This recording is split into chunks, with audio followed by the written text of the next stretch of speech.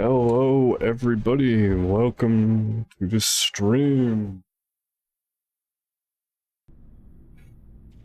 Oh, today, come on, there we go. Today is my 1 year anniversary streaming on Twitch. I'll admit, I would have loved to have made more progress on streaming, but hey, my life is the way it is. It's chaotic.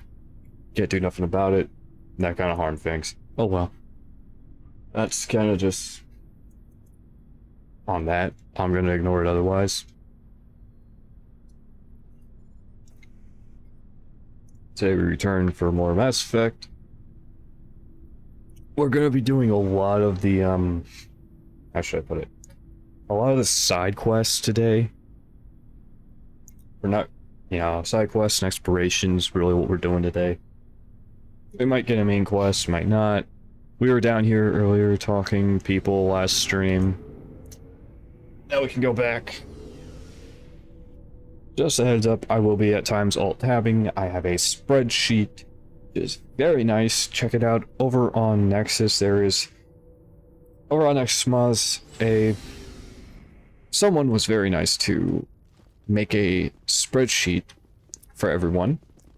You can use it as a Google Doc or as a Excel spreadsheet. I use it as an Excel spreadsheet. So every now and again, I will be alt-tabbing to access it. I'll give a quick description of it. For Mass Effect 1, it tracks side missions, assignments, and it tracks where you have visited. So, planets, stuff like that, systems. Handy. Very handy. Allows you to quickly see, this planet has this, this planet has resources that, has resources, blah, blah, blah. For 1, that's very nice. For 2, tracks all missions, because, you don't get kind of weird shit that is. Let me show it off. Kind of weirdness that is this, if that makes sense. You don't have to deal with it there. We will probably head back to Citadel at some point. But, yeah.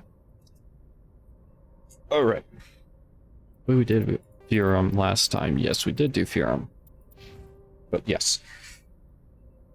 It's very handy, especially on free. It also tracks, all missions, side assignments, stuff like that. It's out for 1, for 2 and free. Very nice, very useful. It doesn't track, places explored or anything like that, Uncharted stuff. And 2 and free, to be fair, that is a lot more of a pain in the ass than it is in 1, if that makes sense. And they did admit a lot of this stuff was pretty much just ripped straight from the wiki. All they did was really just make it into a spreadsheet. Either way, that still saved my ass time and it saved countless others' time, so I'm going to give them credit. Kudos to you, thank you very much. I will gladly take advantage of it. Because if I don't have to make the spreadsheet, that saves on my time. And time I save, is time that I can better put in more effort for you guys, be more productive on screen, stuff like that. Alright. I also want to state our last stream on Tuesday, some of you guys may have heard about my sick pup, so let me explain what's going on. She originally had a heart condition, enlarged heart, causing problems. Her heart has shrunk down, thankfully, so she's, better. Yeah, the heart's not really the problem no more. Problem is now shifted to her kidneys, as my mom pessimistically stated. One of 2 things will end up being what she dies of. It will either be the heart or the kidneys. She's right, pessimistic, but right. And, she was having problems with kidneys. I don't remember exactly what the problems are, but I believe there were high elevated levels of something. And it was causing problems with my pup's kids, pup's kidneys. They pretty much gave her an antibiotic shot, changed medicines she was on, changed justices, times for it, stuff like that. So, she's doing better. She, we're Still having to help her eat, but you know, she's getting better. So yeah, but pretty much we've been having to spoon feed her with, you know, baby spoon to help her eat. She's doing good. So if any of you are concerned about that, thank you very much. That was an update progress on my pup. That is partially why I did not stream on Tuesday. Actually, yeah, the last stream would have been Monday. Oops, I got the wrong day. But yeah, that's why I didn't stream on Tuesday or Wednesday, is because of that. Thank you all for understanding. Alright. Now, I believe I've gone over mods we have before, but I'm going to open my notes and just give a reiteration since it's been a bit. For LE1, we have Charted Worlds. Yeah, for this, for Mass Effect 1, you know, Legendary Edition version, LE1, we have Charted Worlds, Galaxy Map Trackers. Galaxy Map Trackers is very nice. But yeah, we have Charted Worlds. Very nice. Means I don't have to open up a fucking wiki tab to be able to see that, yes, I need to get resources from here, here, and here. It makes tracking the valuable minerals much easier. Much fucking easier, because those show up on Charted Worlds. They also give you a warning if one of the, say, markers are just question marks. They will give you a warning that's like, hey, this, you know, but like directly over the one. It's like, hey, fresh from all. Very nice. All right, mission timings. Simply, that prevents Vermeer from popping up before, you know, Vermeer pop up after, like, you put one fucking world where it be Fyrium, Novaria, Pharos, and suddenly it popped up and it's like, that's wrong. That's stupid as fuck. Vermeer shouldn't pop up till all three are done, because that's how typically everyone plays it. All three are done, then you go to Vermeer. Whatever, you know, that was a weird decision they had made, so mission timing 6 is that. It also prevents, say, Cerberus, Hades dogs, stuff like that from happening before you finish Novaria and Pharos. Just because shit that pops up in that. Now, enemies that are introduced in those missions pop up in those side missions, you know, on Hades dogs, Cerberus. So, you know, it's kind of stupid. Why fucking you do that early? You know, I mean, it makes sense, but at the same time, just lore-wise, doesn't make sense, especially since your companions will still fucking make comments about where the hell you've already seen them, even though you've never seen them before. So, you know, it just makes it work better lore-wise, if that makes sense. Alright, we also have Screen Shake for Mass Effect 1 removed, partially because I can get intense vertigo, and while I've never had a game give me intense vertigo before, I don't want to risk it. Plus, I also have unlimited sprint and boost. And guess what? Screen Shake with unlimited is fucking menace, and it will give me vertigo. So, you know, that's there. I know some people are probably going to go like, okay, I have everything that is probably the most broken. Is the unlimited sprint and boost? Yes, I know it is definitely fucking cheats on that one, but hey, I like being able to have unlimited sprint throughout the fucking areas. Also, it means I have to spend less time waiting on sprint recharging, especially in places like the Citadel. I mean, think about it. Think about how much you fucking move around the Citadel and how much you sprint around it. Unlimited sprint just makes sense for that. Yeah, I probably should have gotten a version without boost, but at the same time, think about how much you have to boost around the world to be able to get resources for valuable minerals and stuff like that. It just helps on the Uncharted worlds as well. On reality, I treat that as a time saver. I know some of you are probably going to go, that's broken, that's cheats. Indeed, you're correct. But I don't care. So. Alright. Let's see, well, we have all of this. Yes, I know we need to do that. I'm surprised we were already able to do Rad. Conraz. Sneak. Alright. Currently, yep, we just finished Fearum and all that. Gnosis. Alright, we're gonna do Athens. So yeah, pretty much after every world, I'm pretty much gonna go back and update shit. Oh. Patching it through. Commander Shepard, my name is Nasana Dantius. I have a job for you. I can't say any more in an unsecured communication. If you're interested in hearing my offer, meet me on the Citadel so we can talk in person. I'll be waiting in the Diplomat's Lounge on the Presidium. Okay. So Athens here, we're just going to like go through, we do our scans, you know. Gas deposit. Gas deposit. Trying to remember, I think there is a world you can land on here, but I could be wrong. Turning insignia, that's very useful. I guess there isn't. Huh. Make sure there's no asteroid, alright. And this is where I alt-tab. Athens. Oh, yeah, I was wrong. There is no world in Athens to land on. Alright, next one will be... Alright, next world we go to is Macedon. I'm sure some of you are kind of going, it's like, isn't this kind of like, you know, cheating using this times? Like, no, spreadsheet's not cheating.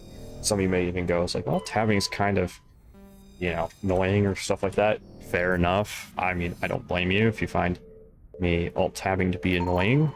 You're not the only one. It even annoys the fuck out of me at times.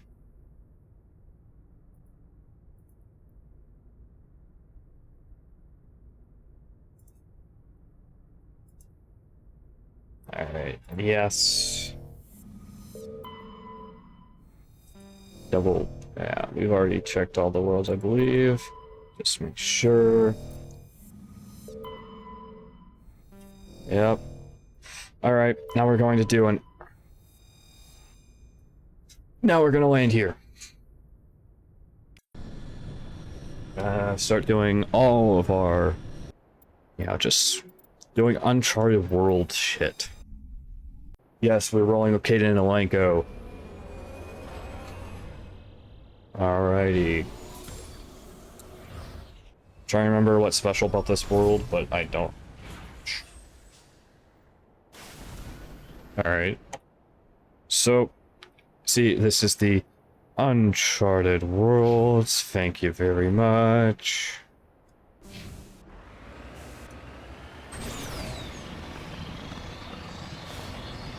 Yes, I know some of you probably will complain about this part, and I don't disagree. It is very annoying, but at least it ends quickly.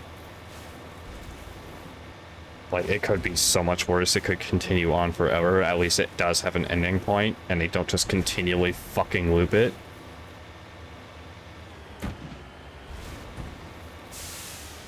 I'm sure all of you can now see. Uh-oh. I've never broken the Mako in that way before, and it fucking scares me.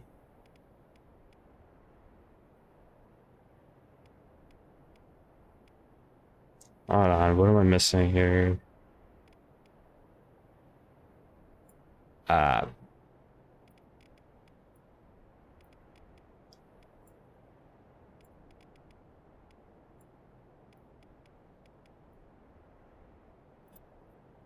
There we go.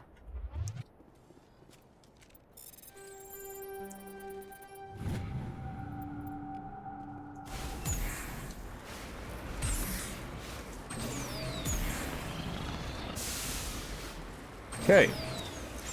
I've never had that one happen before, and it is rather unique. So, yeah. That was definitely unique. yeah, I can just say that this just saves so much fucking time. And there are a lot of people who can tell you that it is annoying. I will say one of the ones that almost picked up just for quality of life was the marking of the keepers on the Citadel for the Scan the Keepers quest. I almost picked that one up, but it adds shit. It doesn't just add markers for quality of life, it adds a quest or whatever and stuff like that. It's like, no, you're adding stuff. I only want you to mark the keepers. I don't want you to add it. And I don't care if you say, oh, well, you don't have to do it. I don't give a shit. You added stuff. Fuck off. You know, it's like, there's no reason to add it. Now, I'm sure some of you are probably going, it's like, well, you had no problem with unlimited sprint and boost. Well, yeah, unlimited sprint and boost I see as a time saver. I only want the time saver to scan for the Scan the Keepers. I don't want to be dealing with the fucking hassle that is new quest shit. Because while I'm modding it, I kind of want to just do like vanilla plus type stuff, you know? Alright. Alright, this is seriously so fucking annoying to the point that I actually... Sorry, emblem. Let's see. Oh, you see, I've never collected those before. Interesting. Yeah, look at that, we're almost done with gases. Like, that's how easy gases are. Let's do this, make sure. And I was going to go into sound because I noticed that... That is... loud. Okay, it's better. Hello there, Axe. Good to see you, man.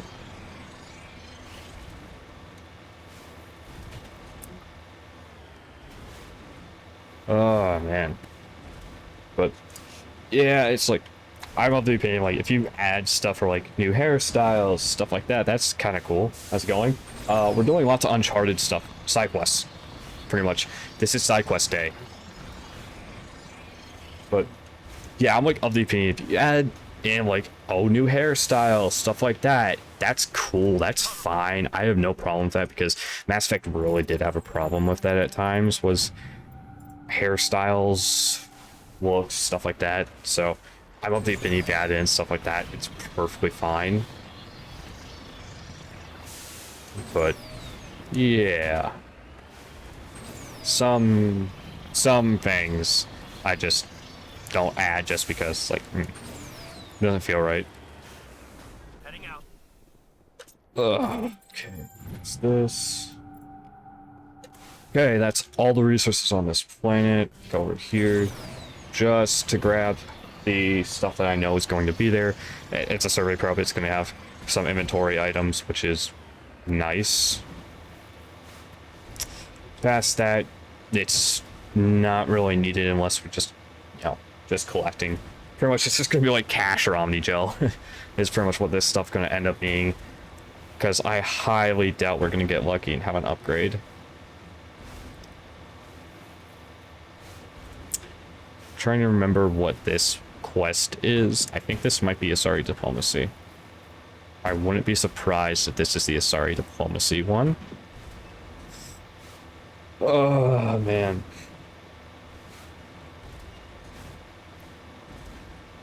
And here's the probe, satellite, whatever. We need to do crash probe. Hammerhead, shock absorbers. Okay, hammerhead rounds is not bad.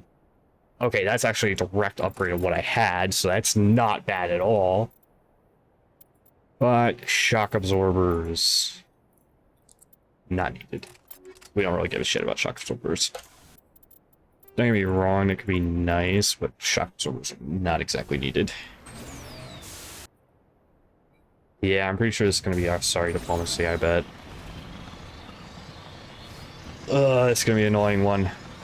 But hey, at least we'll be able to turn it in next time we go to Citadel.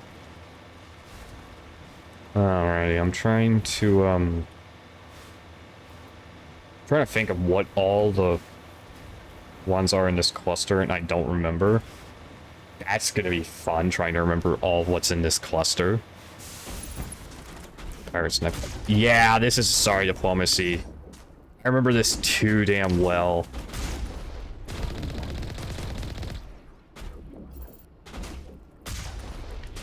God, I remember back in the day during the original Mass Effect when you couldn't, like, you'd get less experience for killing these guys while in the Mako.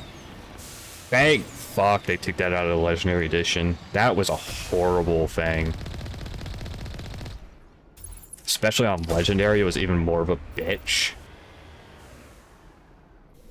Perimeter secured. Let's see, Scimitar free. Okay, yeah. You know what? I'll just turn you on gel. Scimitar free. Yup, direct upgrade again. Fucking fabulous. Rex, you already have what's needed. Side quests do you hate? Well, sorry diplomacy is just annoying, if it makes sense. Don't get me wrong, sorry diplomacy is actually very useful for the things it will give you. It's just annoying in that, you know, it can just be annoying is all. It's like the total for all these things.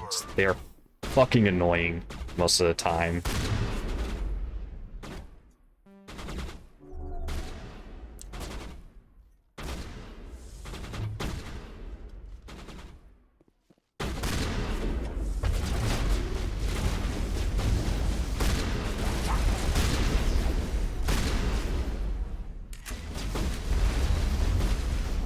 Fuck. Alright. Should be a Krogan down.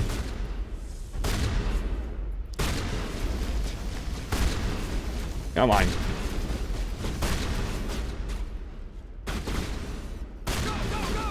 Ugh. Yeah, I hate this about the Uncharted stuff, is they have this kind of crap happen a lot. You just kind of get, like, swarmed, if that makes sense.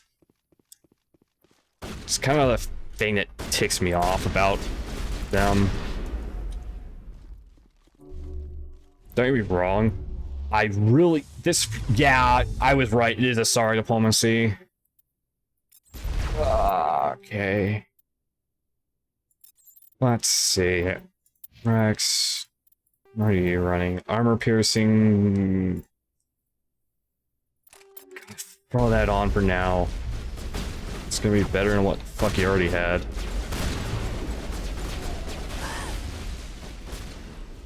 Wrong button. There we go. That's the right button.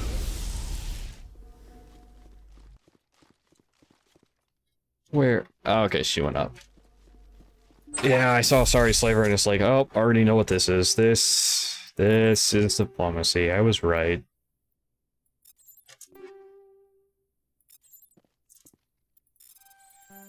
Oh.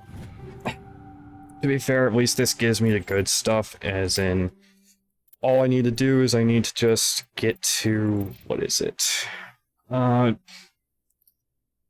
do I really want to do that? Yeah, fuck it. I want to go out of here. I kind of hate it. Alright. Okay, but yeah, it's pretty much this gives you a, you can get a license from it like a lot earlier than you could if you were to wait to be able to buy it. So it's not bad. It's just sorry diplomacy is annoying because of this. Shields disabled. Yeah. That's why it's annoying. That's very much what can happen. Negative contact, Commander.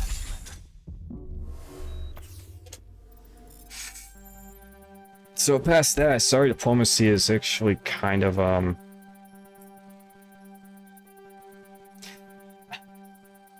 don't know how to explain it. Sorry diplomacy is one of those that I've never exactly liked. It's because it's annoying. I really don't know how to explain it. Alright. Rex, give you the better scimitar. Go. What do you have? High caliber barrel? Take a better one. Do I have heatsink? Ah. Shit. I have better heatsink. They're helping. So the instantly dead shields quest. It's not exactly that. How should I put it? It's... See, sorry. Sorry are like me. They're biotic with this throw that allows me to throw my enemies. Yeah, biotics can do that to you. So I kind of have a hatred because I play biotic so often. I have a hatred for dealing with anything that's not, that's biotic, because I know just how fucking bad biotics are.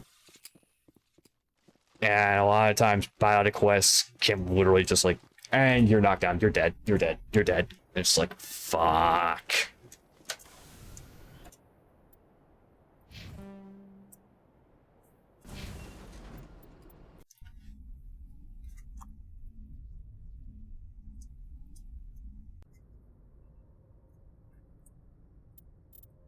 Alright. Yeah, sorry, diplomacy. Uh-huh.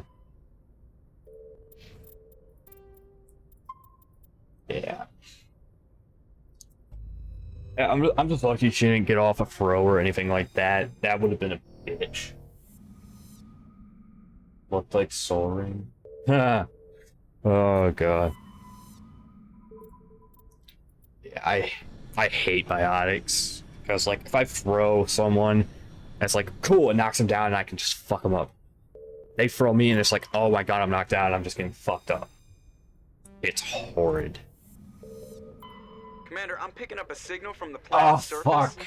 It looks like an automated distress beacon. Oh no, don't tell me it's this one. No. Okay, it's a different one, I thought. There's another one with an E that's annoying as fuck. It's the monkeys. Space projects. Annoying as fuck. Though, then again, it is also a place where you can get infinite glitches, which is the infinite morality glitch, which is absolutely fucking hilarious. So taste your own medicine situation. Yeah, exactly. It's a taste of my own medicine situation. I fucking hate it. It does not taste good to get my ass kicked that bad. Oh, it's missing Marines. Yikes, we're doing missing Marines. Oh, man, of course. Of course I'd get that bad luck. Alright. Well, at least that finishes off Artemis Tau cluster. So I explained this earlier, X, is I am alt-tabbing at times to deal with a spreadsheet I have. So I can actually see where I visited before. So I don't go back, just go like, have I visited this before? I can just check the fucking spreadsheet and know I have. Just nice. But yeah, in this game, how do I explain it? Biotics are a bit of a bitch. Probably the most powerful gun are the pistols. Shotguns are a close second, my opinion. Pistols literally can be used as snipers in this at times. Warning, yeah, distress signal. Oh shit, this is Kahoku's. Oh fuck, this is Kahoku's quest. The missing Marines. Shit. Okay, what was it? God damn it. Journal. I think I was pressing the wrong buttons. Yeah, missing Marines.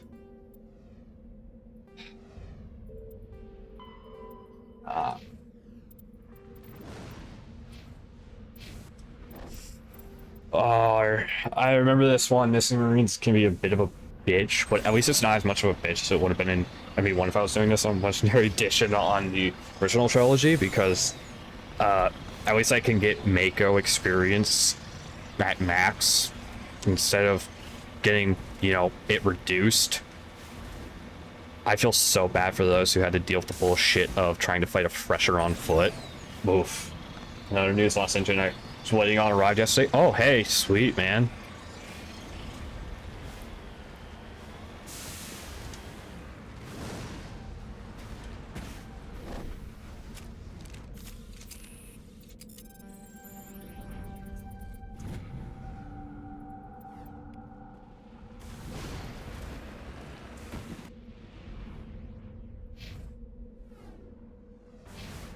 Yeah, you're gonna do a new review? Yeah, I know what that means. You're gonna be doing a new review. You're gonna be running the fucker like a lot too. Yep, well.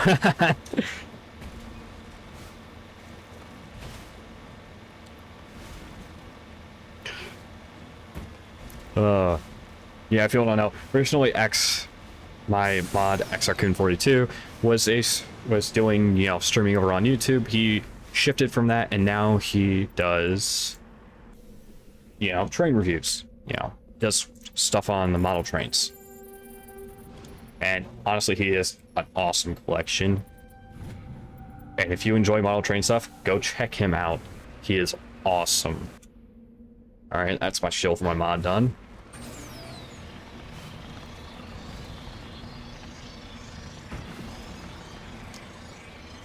Okay, let's get the last resource here. I love how it's like, eventually I will finish valuable minerals and you'll still see me collecting these. Like, fans, why? Experience. They have experience whenever you finish them up. Oh, that wasn't unintentional. Whatever. It gonna hurt. It'll just recharge. That's lithium. Got it. Okay.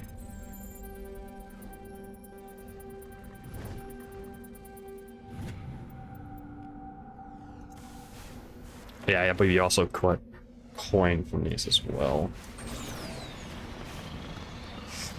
Oh, man. Yeah, I'm also going to apologize if people notice distorted audio for my voice. My voice seems distorted. It's because I have a box fan on to try and keep this room from getting too warm. So, yeah, if you notice distorted audio, that would be why. And I will say there's not much I can do about it currently, seeing as I don't really have the money to be able to get a better fan. Ooh, I like that noise. That noise means we upgraded. Alright, So at this point, electronic Vanguard. Man, I don't know what the fuck I want.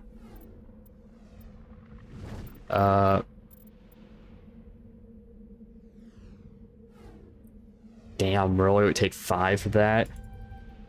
Fuck. Alright, let's start unlocking it. I want to be able to wear medium armor as soon as possible. Yeah, let's get him going, because that helps whenever we have him in here. Just keep upgrading his armor, because that's just gonna make him so much stronger.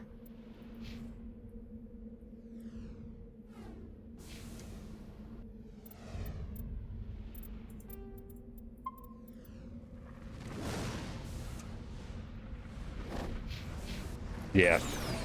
Where you can see the warning is the fresher mall. So, yeah. This is going to be annoying. Let's see. Missing Marines after Novaria and Pharos, because of the mission timings mod we have, will trigger Hades dogs, and then Cerberus will be triggered after that. I believe. Or is it Cerberus, then Hades dogs? I think it's Hades dogs, then Cerberus. But I could very well be wrong. Solarian. D-tag. I believe if we come up here, we might encounter his pod that he came from. No? I feel like we would. Oh. Oh, don't know. Whatever.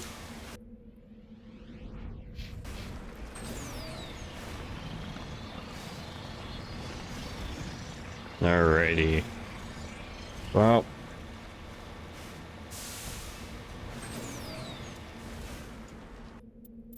Take save before we have to fight a fresher mall. This is probably one of the things I hate the most, is fighting fresher malls in this. Because they make them out to be so badass, and they really become badass in you know, 2 and 3. They're not badass until then, really. They're still kind of, how should I put it? Crappy in 1. You know? we get a much more serious, more badass version of the Fresher Maul in 2 and 3.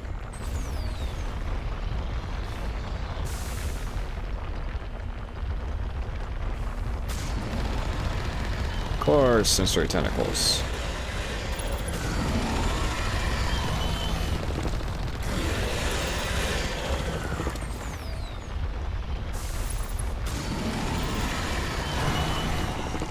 Alrighty.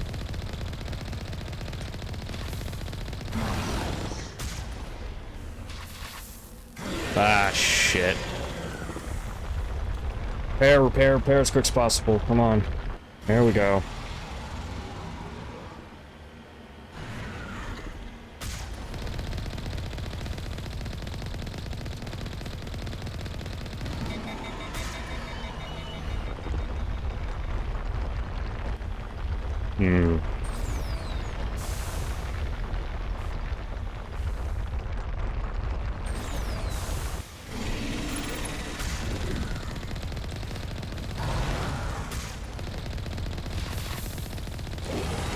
There we go. Fresher down. Fucking hate Fresher Moss. They're annoying as fuck. Great kid. Good. Cool. Alliance soldiers. Looks like they were lured here by the distress beacon. Yeah. These are Admiral Kahoku's men. We need to tell him what happened here. Right, I don't think we can get anything from that. But, yeah, pretty much they came down onto a Fresher Maw. They were lured here, which is unfortunate.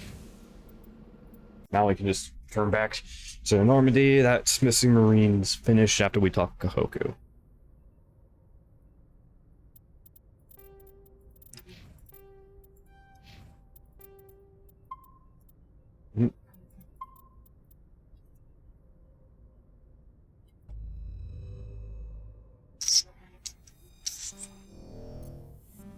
Okay, so Armis Tal done. What one do I want to do now? Hades Gamma, Voyager, Strong, Kepler, Locking, Argos Row. Armis Tal, I believe, then leads into Argos Row. No, Argos Row would be, yeah, up here. Alright, let's go ahead and do Argos Row. Right, I forgot we only have 2. Hydra and Phoenix. Okay, yeah,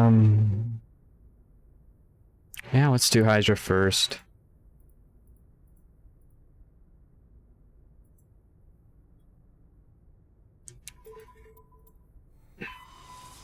Yeah, I'll spin which one I want to do because I remember what the other one is. Alright. No. No. Yeah, as you can see, galactic markers, very helpful. Alright. There we go. And now Metgos. Patching it through. Trying to remember what exactly we get here. Oh, I remember this one. Okay. Critical system failure. Losing power. Emergency landing. Argos. Communications failing.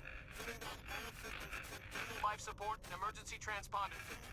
Won't last. These Yeah. Yeah, I'm sure anybody who's played this before knows exactly what this is. False distress signal. Alright.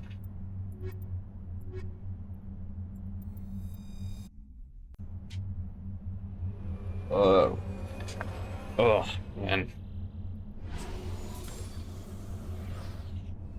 From what I remember, Metagos is not... Metagos? I'm trying to remember. Metgos is not the worst thing ever to have to do. It's just very inconvenient at times. As you kind of see, this is the problem with a lot of these worlds. They kind of gave like, okay, let the noise map go crazy to make unique worlds for the Uncharted ones. And while it worked and was interesting, Mako has very finicky control scheme on PC.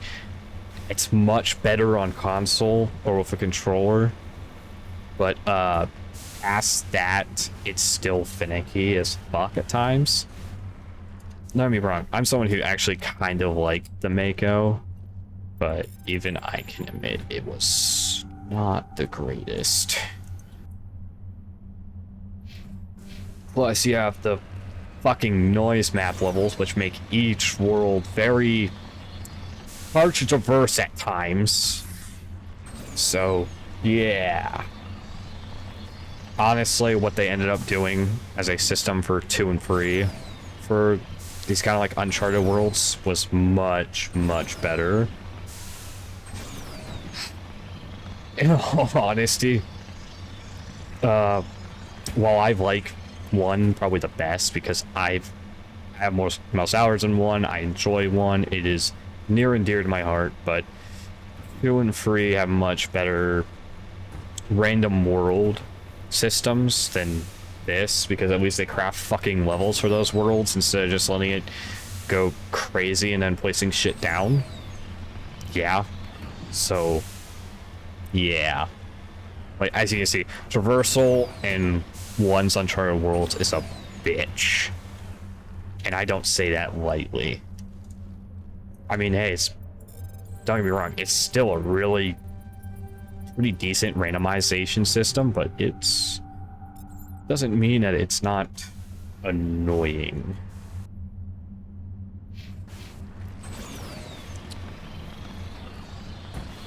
Yeah, it's like that. I see. I would have been a bitch without unlimited boost. There is so much here that you have to pick and choose a path and figure out how to scale it. That is probably the biggest problem with the Uncharted worlds is traversal is a bitch.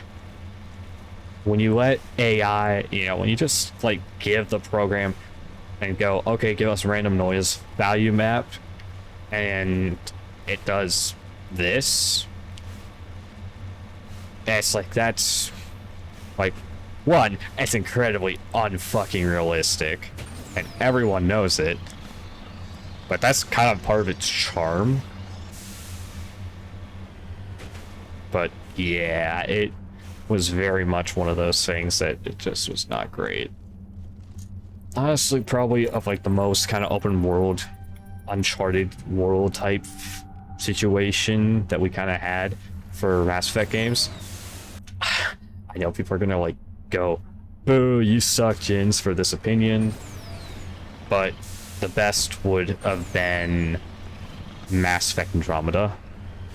They had some of the best and coolest open world level design, but it was still a slipshod game. It was shoddy. It was unoptimized to hell. PC is basically fucking busted to the point where you can't really get it to work without modding it. Trust me, I own it on PC and Xbox. I can fucking tell you, it is a piece of shit. Must be the place. Yeah, it's a trap.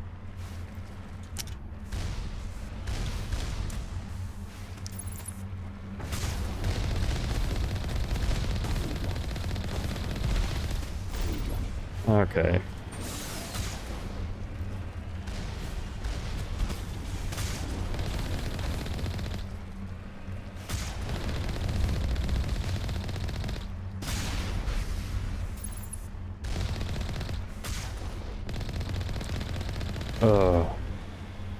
But yeah, in reality, Andromeda is a very pretty sort of game, but it had its problems, and everyone can admit that.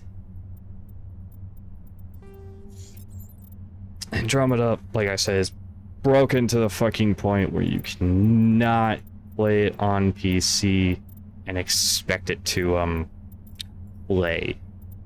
Like, yeah, I don't know if there was an optimization problem or what the fucking problem was, but it sucked badly. You know, it's one of those that's like console versions were actually playable. The non-console are not. Very weird. Very weird. Okay, trying to see if there was anything here. So I don't remember. There's not, so that doesn't exactly matter. Cool, there's only this resource here. En route. Come on, there we go. And there we go. But, yeah.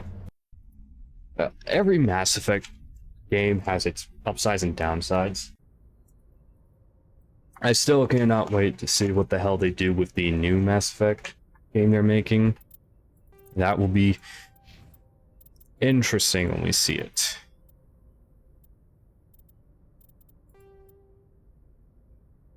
Yeah. Okay. Just checking stuff. Yep, gas is done. That's good. All right. Now, I will say that. Let's see. All the games I like best, probably one is definitely closest to my heart. Love it dearly, even though it has some of the problems. You know, it's got some problems. It doesn't exactly show much shine. No more exactly. It's hard to explain. It very much one of those that it had a shine for the time that just kind of gone, if that makes sense.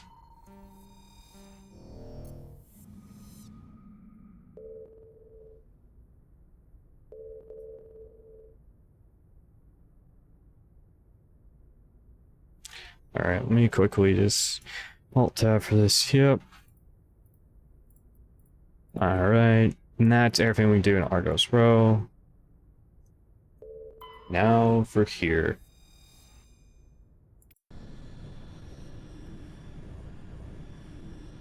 Now, this is one of those where I'm going to tell you, if you come to this planet, you have to take Rex with you because he had, you know, everyone has side quests. And Rex has his Rex family armor. This world is the quest world for that Rex family armor.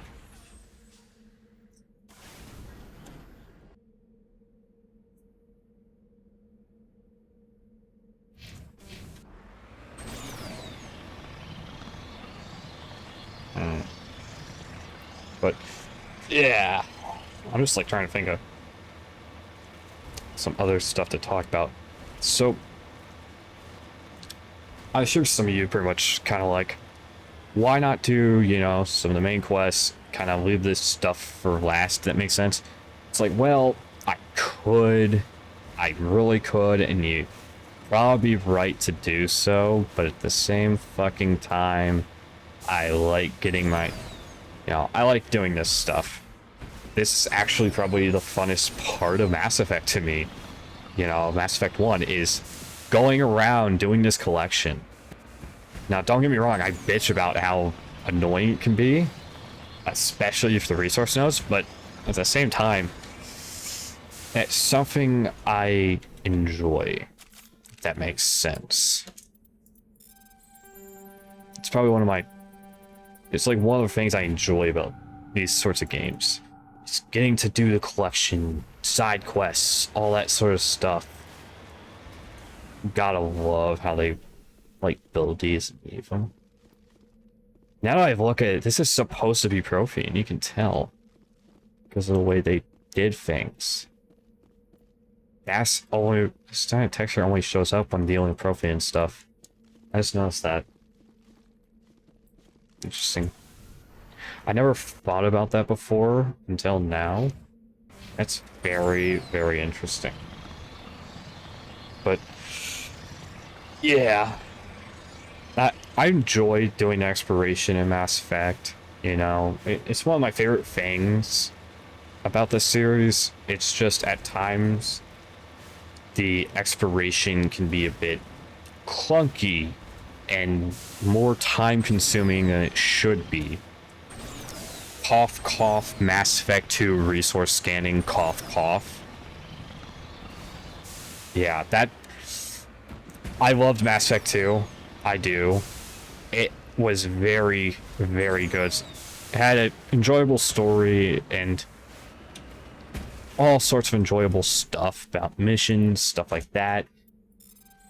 I dislike the fucking play scanning. There is a reason why I am going to be using one probe. Like, if you played Mass Effect 2, you have probably heard of the mod called One Probe. One Probe, all resources.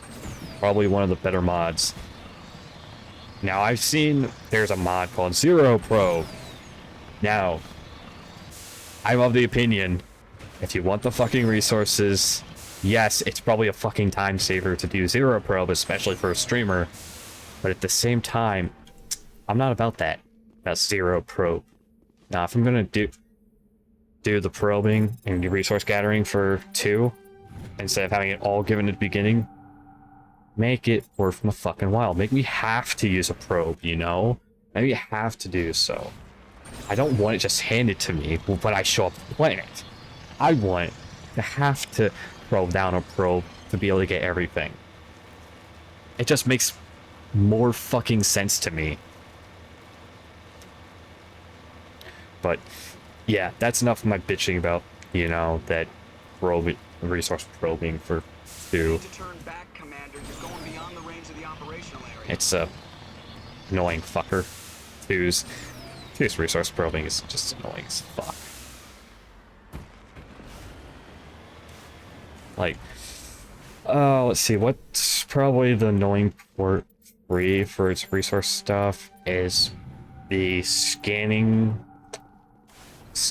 for free is, how do I put it, slightly annoying, and that, don't get me wrong, you can get stuff done pretty quick on that, but at the same time, it's also kind of annoying, which is why I actually picked up something that allows you to just do one scan and get the entire fucking system.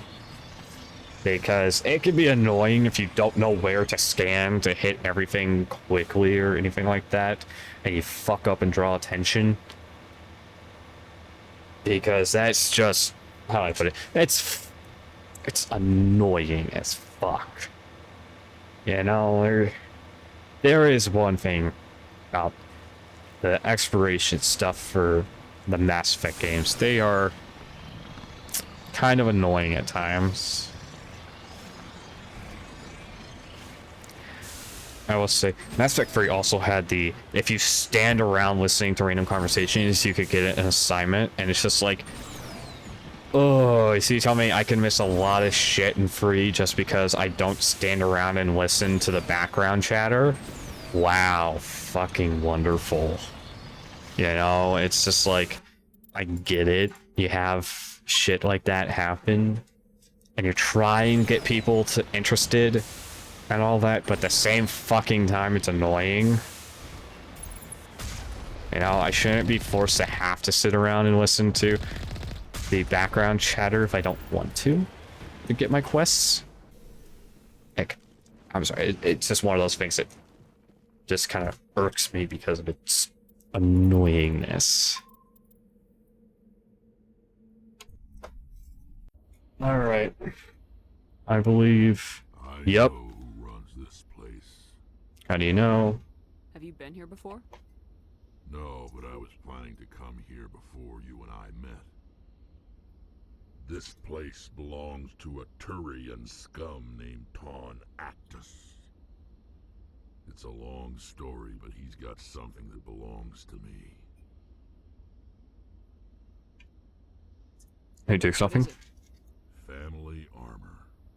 It's been with us for over 5 generations.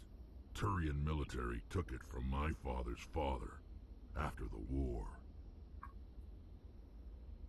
Somehow this ass wound up with it. I want it back. Don't worry. Now let's move. Right behind you.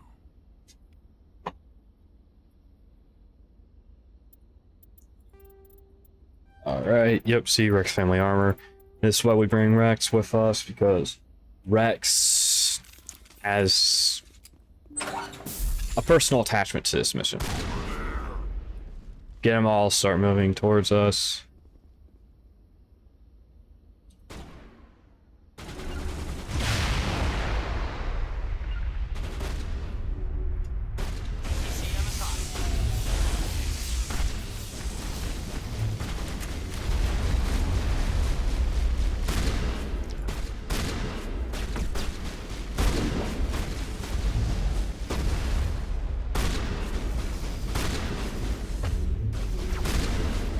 Fucker, no, don't you fucking... Shit. Damn it, I was kind of hoping to be able to get him.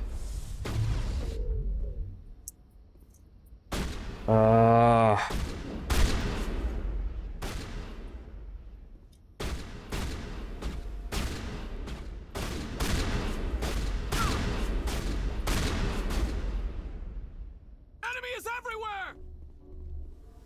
Yeah, we are.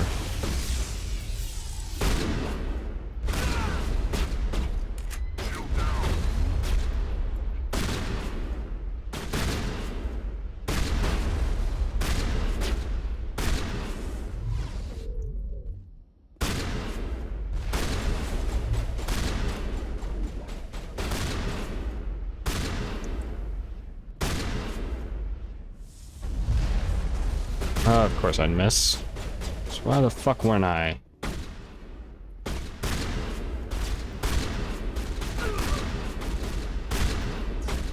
Ugh.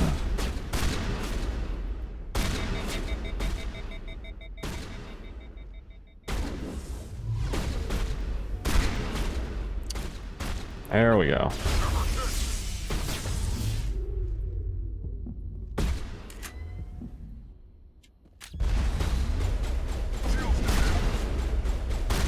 There we go.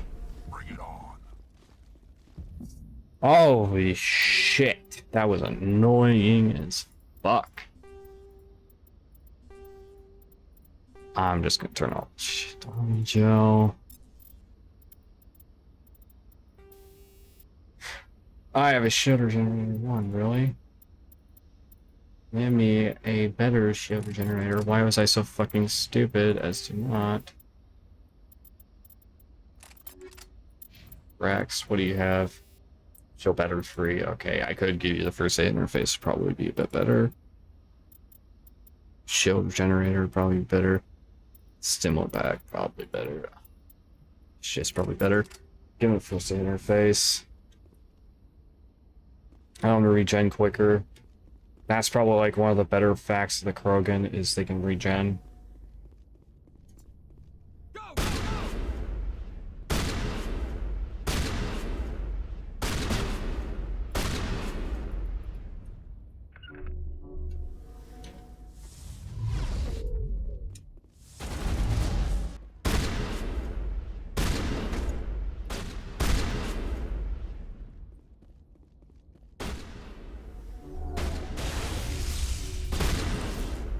Go, go, go!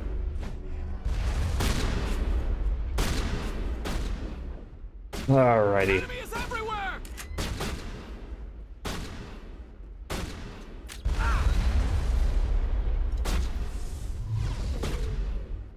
Damn it.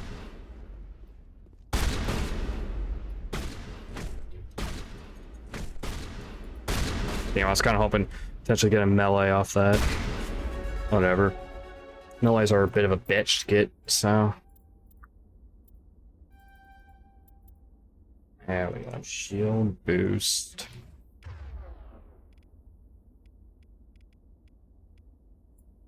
Adrenaline boot. Okay, I guess I did not have that one. One boot. Oh, yeah. Yeah, actually, that's very useful. I've got. Drone boot is probably one of the more useful ones.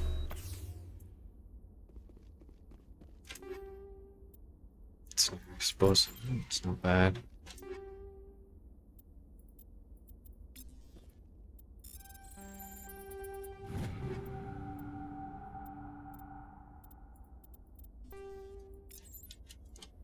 Phoenix free light armor, that's not bad. Actually, it's worse than I thought it was going to be.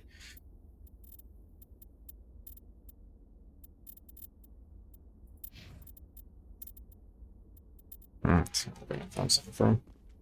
Oh, alright. Oh, up top we go.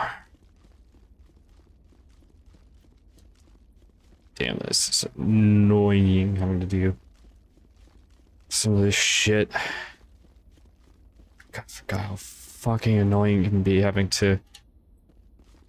That's part of the reason I like Unlimited Sprint as well. It makes it easier to traverse this shit once something's done. Cypher, it's not explosive.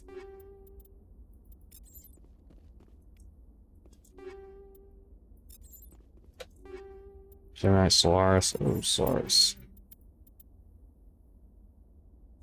Yes. Please. Keeps everything kind of balanced. Throws on cooldown. It's not the best, but it's like better than nothing. Rex, honestly. Rather Rex have a Gemini. Blanco, let's see. Cypher sucks. Chameleon sucks. They all kind of suck. This should unlock the stuff with the family armor. Sighting. This is it. There we go. I can't believe my ancestors ever wore this piece of crap. But at least I've got it back. I'm glad That's we can great. help you get it back. I might just be starting to like you, Shepard. Yeah, so this is kind of like important stuff. Rex touches Grandfather's armor expression thoughtful perhaps. Krogan are hard to read, then he shakes off his beam using. Griff's is gone for new purpose. Time to move on. Yep. Alright, time to move on. But yeah, doing the family armor for Rex is actually kind of important to his character development for this. Plus, there is going to be a pivotal important decision that if we don't have Rex family armor done, we can, like, only real option would be he would die. So, yeah, we want Rex to be able to survive. So,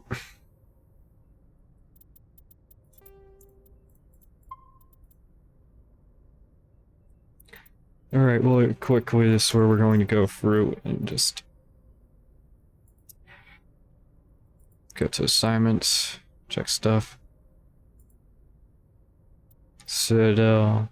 So, stress call, family armor.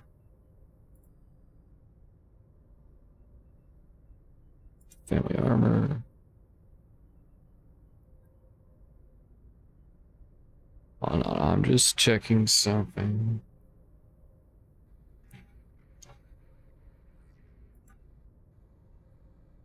Alright,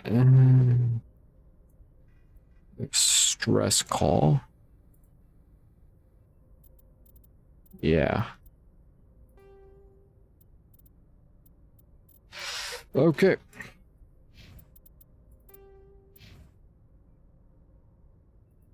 There's all that. Right. Now, we're going to go ahead and go down, talk to Rex. Since we have some conversational stuff we can talk about with him.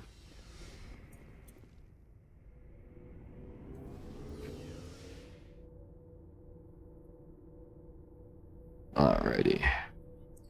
Oh, man. But, yeah, when you get back his family armor, he has some extra conversation stuff you can do with him. we'll go through everyone, make sure they don't have conversation stuff as well. So, we've got Saren on the run. Yes, we It do. won't be long now. Saren's good, but I'm better. Good. He's rotten. To the core. I could tell as soon as I met him. You knew Why Saren. didn't you tell me this sooner? I would've if I thought it was important. Fair enough. I think I'd like to hear about it just the same. This was a while ago. A bunch of mercs were bragging about a job out near the edges of the Terminus systems. They said it paid well and the boss was never around to ride them. They said he was looking for more men, too. So I checked it out. Saren recruited you. I didn't know Saren was openly recruiting mercs. It wasn't that open, and he only showed his face once. We'd been raiding ships in the area for months when we took out this massive cargo freighter. Our biggest haul yet. I was on board checking bodies for valuables, looking for some extra credits. That's when I saw him. What was he doing? What did Saren want with the ship? I don't know what he wanted. He was just moving through the ship, watching. Couple of the mercs called him by name, but he never spoke to them. Never spoke to anyone. I had a really bad feeling about him, so I got the hell out. Didn't even wait to get paid. The Cargo. cargo was the freighter carrying. What was Saren after? I don't know. All I saw on that ship was food and medical supplies. There were some basic weapons, but nothing big. If there was anything of value on that ship, I didn't see it. That's why I didn't mention it sooner. Whose ship was it? There was a Volus trading vessel. Big one. Lots of guards. But they were no match for us. That's it. That's the only time you saw him? Yeah. Didn't even know who he was. Still wouldn't if I hadn't joined up with you. But my instincts were right. Every other merc on that mission turned up dead within a week. Every damn one. So See. long, Rex. I Shepard. believe we can talk to him again about the family armor now. Shepard. Nope. Rex. I was kind of hoping he had something. Guess not. Commander, how are you? Why did you want to be a C-Sec officer in the first place? That's a good question. There were several reasons, I guess. Like what? Probably the same as most officers. I wanted to fight injustice. I believe we've heard this before. I guess my father had something to do with it, too. I grew up hearing about his... He's taking my resignation pretty hard. That's tough. My father's a C... He thinks I'm being too rag. He actually talked me out of becoming a Spectre when I was younger. Well, I was targeted. I could have received special training. He despises the Spectres. He hates... I suppose I You can... can. But Saren's not gonna... If you want to nail Saren, you need to say... I see what you... Thanks, Commander. Oh. Okay, I guess I skipped through shit that we hadn't heard before. Thought we had. Shit. Sorry, everyone. Oh, hello, Shepard. Are you okay? I don't know. Your ship is amazing, and your crew's been really great to me. Especially your chief engineer. But I just sort of feel... I guess I've just played that this game so many times that I just The Normandy runs so felt smooth. It had feels already like done it we're on in stream. movie. Guess not. And the Sorry, everyone. engines are so quiet. How do you sleep at night? It's too quiet to sleep. The silence wakes you up? Back on the flotilla, the last thing you want to hear is silence. It means an engine's died or an air filter shut down. I guess you don't have to worry about that here. But old habits die hard. But it's more than just the silence. This ship feels so empty. It's like half the crew is missing. Back home, I couldn't wait to go on my pilgrimage. I couldn't wait to get away from the crowds. Now that I'm out here, I kind of miss them. Sometimes we don't appreciate what we have till it's gone. That's true. I'm starting to wonder if that's what the pilgrimage is really about. It's given me a whole new perspective on my people and our culture. You know, there's always a few who go on their pilgrimages and never return.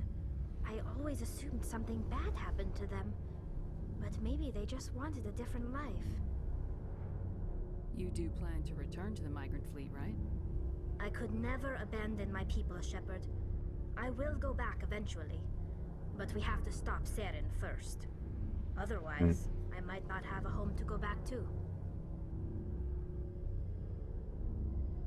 I should go. See you later. Alrighty. Oh, that was that. We're gonna get back up to the map. Then I'm going to take a quick break.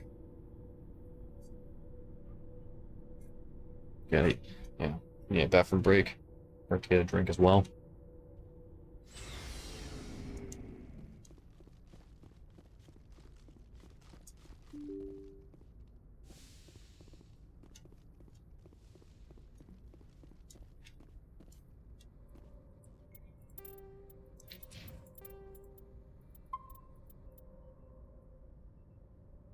Okay, everyone, we're going to take a quick break. Be back in a couple minutes. See you then, everyone.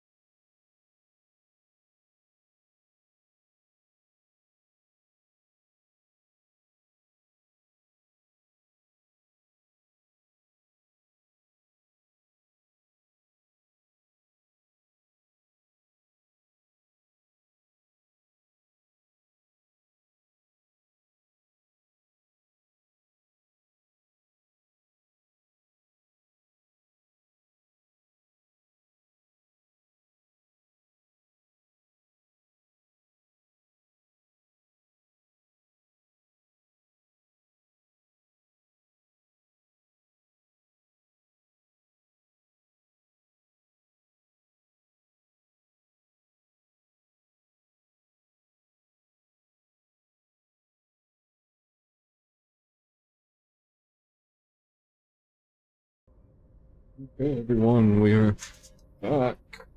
Woo.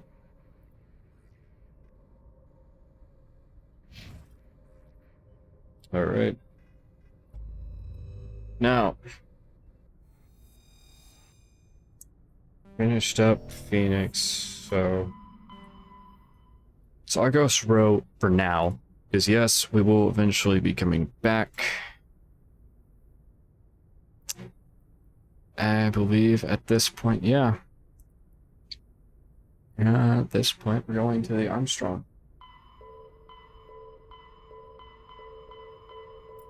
Message coming in from the brass at Arcturus. Patching it through. Normandy? Admiral Hackett here. We're getting reports of a marked increase in Geth activity in the Skyllian Verge. Surveillance drones have identified Geth outposts on 4 different planets in the Armstrong cluster. We need someone to take them out. Any more information? Any idea what they're after? Hard to say. They may be just gathering intel on us. Or maybe they're setting up staging grounds for hit-and-run attacks on human colonies. Or worse. It could be the first wave of an invasion. Let's hope not. We need someone to investigate this, Shepard. Finding Saren is still your top priority, but you've got experience fighting the Geth. You're the logical choice to take out these outposts. We're transmitting Makes sort of sense. known Geth outposts in the Armstrong cluster to the Normandy now. Admiral Hackett out.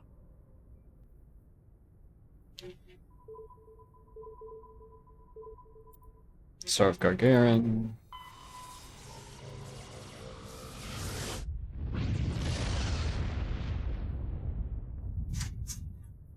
Okay.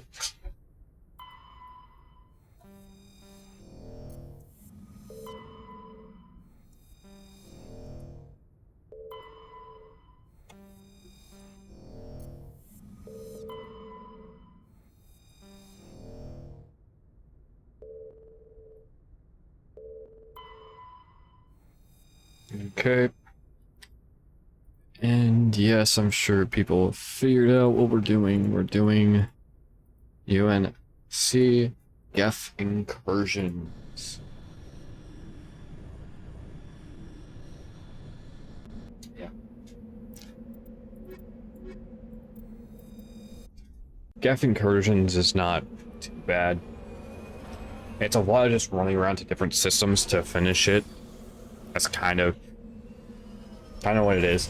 Most of these are simple. You go to one world and you finish, but some of these are multiple worlds before you finish.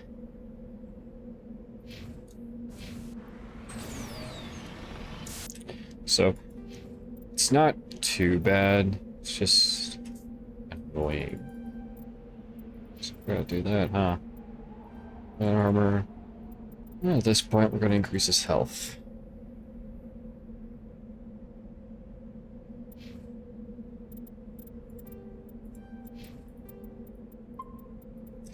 Yep, Uncharted Geth Incursions is a bit of a... It's not bad, it's actually pretty simple to do. It's just a question of how you're going to do it. Some worlds are easier than others, you know. It's just how it is. Some of them are easier than others, world-wise, so nothing you can do about it. Damage corpse. Yeah.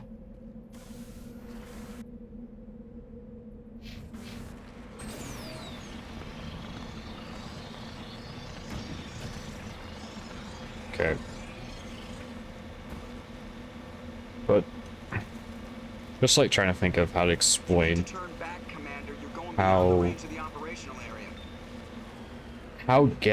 the Geth incursions once work. It's not like the classic of go to this system, do this, boom, this side mission is done. You never have to think about it or worry about it again. Geth incursions is one of those like, hey, you gotta go to several fucking systems. And then you're done. So, it's one of the longer-winded ones, but, I mean, they're not bad, the longer-winded winded ones, it's just figuring out how to explain it. They can be annoying at times, if that makes sense. It's like, I don't think anyone really likes having to do more than they need to, if it makes sense.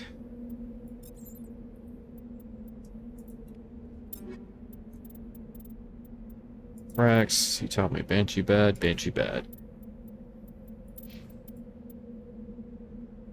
Stinger 4 is good for him.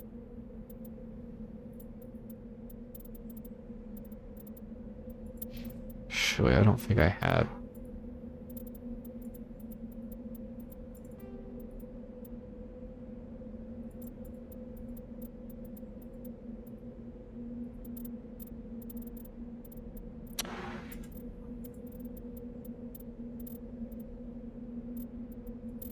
X, no, Blanco.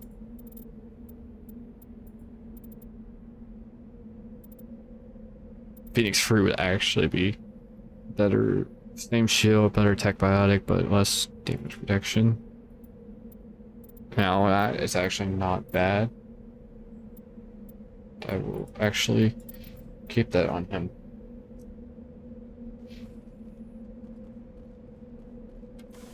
Yeah.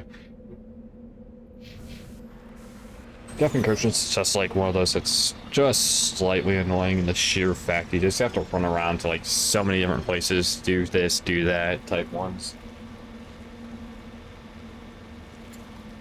It's kind of like what a lot of these are end up being. Run here, do this, run there, do that. It's not bad, it can just be slightly painful. Is a good way of putting it. You know, almost at times feels unnecessary. But, no. It's no problem with me. No.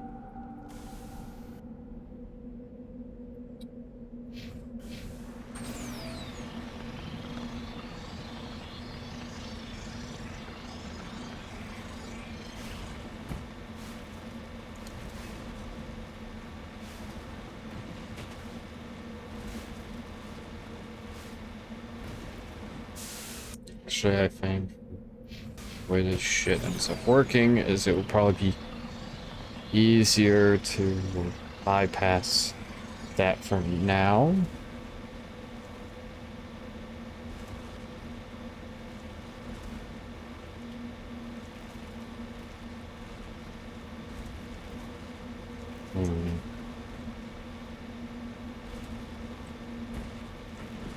Actually, it might not be as much bitch as I'm thinking it was gonna be.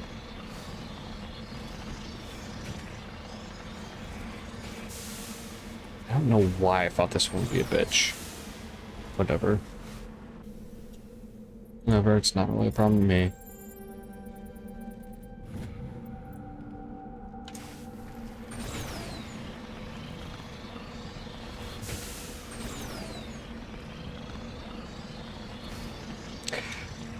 Oh man, I'm trying to think what's probably my favorite side quest for this game. Damn, I actually can't think. I don't think I have a favorite side quest for this game. You know, it's one of those really funny things. Like, there is no favorite side quest because they all have their unique quirks.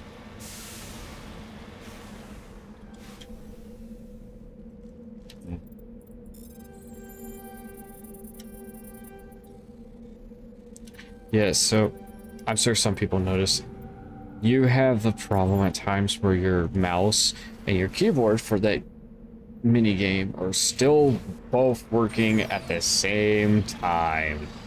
Yes, that is a fucking thing for that. Don't get me wrong, it can be useful if you know what the fuck you're doing, if you know that that is a thing. But as you saw, it can actually get stuck in the orange blockers that you're not supposed to be able to enter, but you can glitch into when using mouse and keyboard together. which is why you're typically supposed to just do keyboard. Or just do mouse. But, well, I'm a bit more different than that. Honestly, I will say, I much prefer the console version of that, which is literally a, how do I put it? Simon Says. It's literally what it is. It's Simon Says. You know, we're gonna blink this. Proceed to click the corresponding button and, you know, we'll show you a sequence. Proceed to match the sequence. And that's literally what it is, and it's like, that shit's so much fucking easier typically.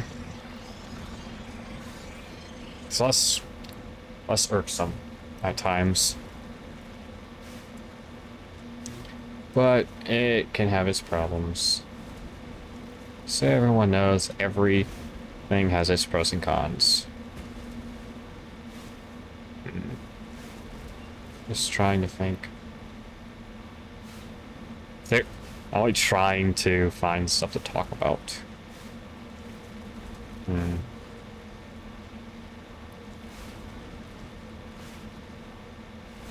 Trying to think of the stuff I've done in Mass Effect 2. What would probably be my favorite thing to have done in Mass Effect 2 or 3? Since I've never done 3, can't exactly say anything about it. 2. Ooh, 2. Yeah, that one's a hard one. I'm trying to think of what 2 has that was great fun about it. Damn, I actually don't know. Huh.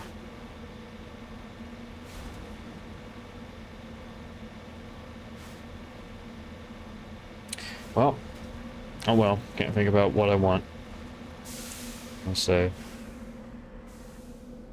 Oh, yeah. Yeah. I remember this ends up becoming a bitch.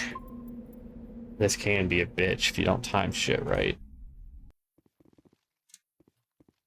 Alright.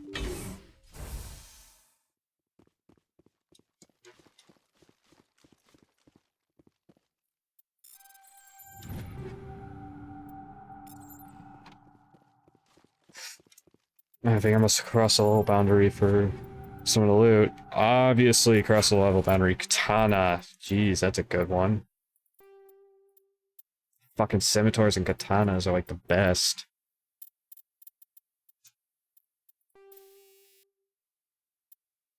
For the time. What do you got? Couldn't care less about comic sensor. A heat sink too. Honestly, heat sinks on shotguns. Big foot on a shotgun. Anti-perf. Snow. We actually have armor piercing. What do you have? Familial chemical. I put chemical on you, really? Okay, let me give you a better chemical.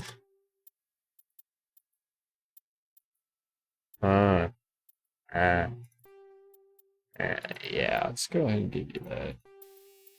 Heat sink? What the fuck do I have a heat sink on you? You should take a recoil down. Oh, I funny.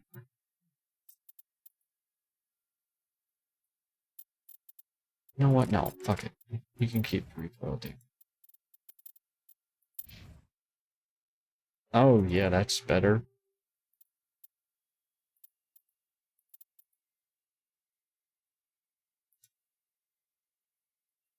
Actually, I'll probably keep that just for when I have to deal with people. If I have to outfit anyone else, which would be useful. Alrighty.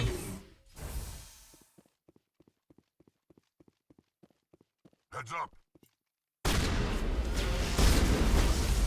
Now I remember why I hate this one. It's Husk. It's Husk Central here. Forgot about that.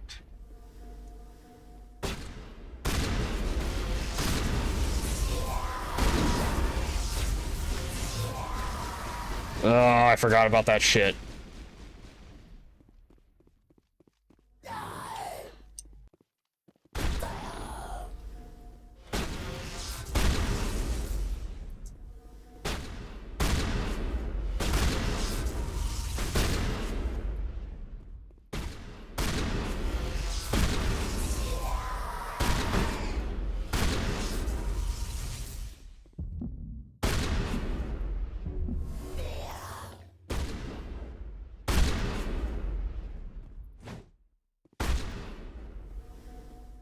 Yeah, that's...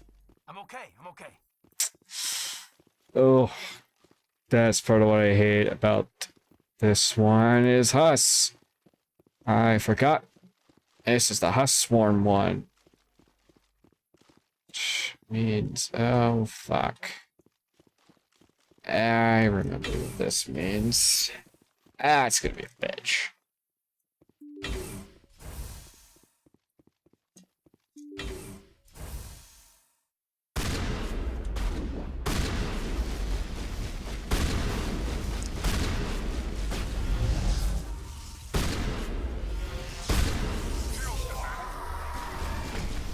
I lost melee. Oh man, incendiary rounds. Not actually bad. Tornado, hurricane. Oh god, which one's better? I don't remember. I forgot. It's tornado.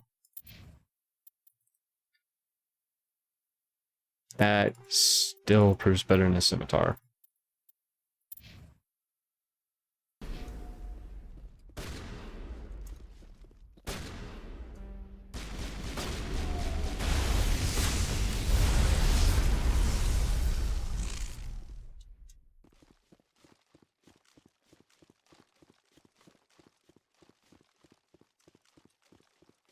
Yeah, here's just a helpful tip for this one. You go through, you wipe out everything in here, and then you have to go back. That's the problem. Wipe out everything, then you have to fucking go back. Ow!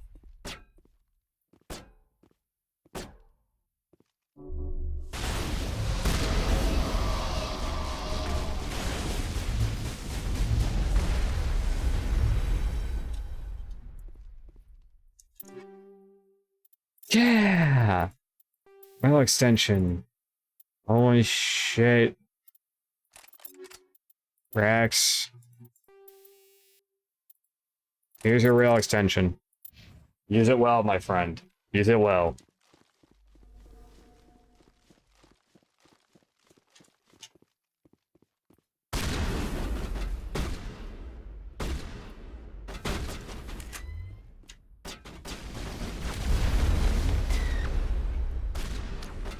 Not on my line of sight.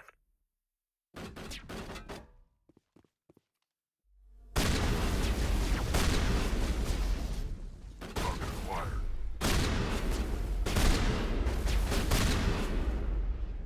Target not acquired.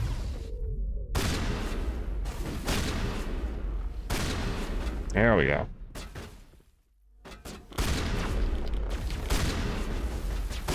Shields down. Target.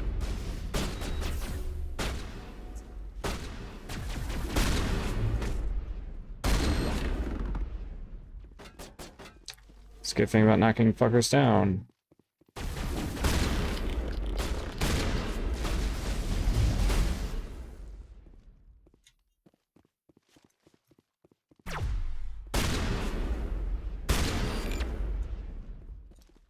Okay. Negative contacts, Commander. Yep. That's good. Negative contacts. Thank fuck. Oh yeah, Thunder Force better.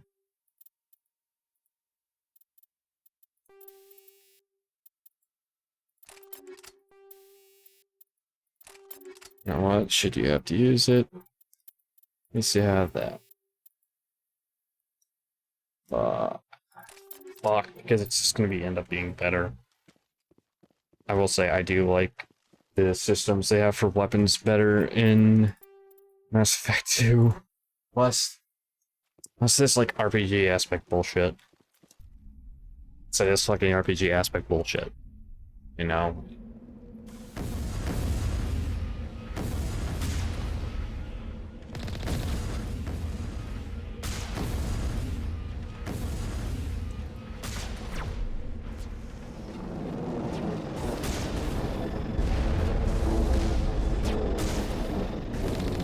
3 more of these outposts left to clear out? This should be fun. Well, you hear Rex's opinion on how to do this stuff. Fun. Rex likes this mission. That's one of the things that I remember.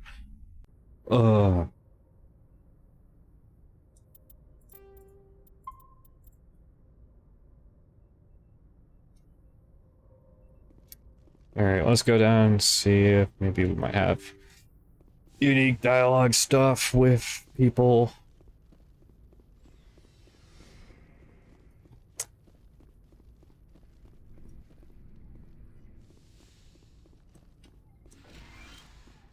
We're going to do the game of, hey, figure out if love interests have any new conversation by coming to her. She has no new dialogue. Nobody has new dialogue. Feeling you want to ask me something, Commander? Everyone has new Where dialogue we then. left off. You were telling me about your interest in the Protheans.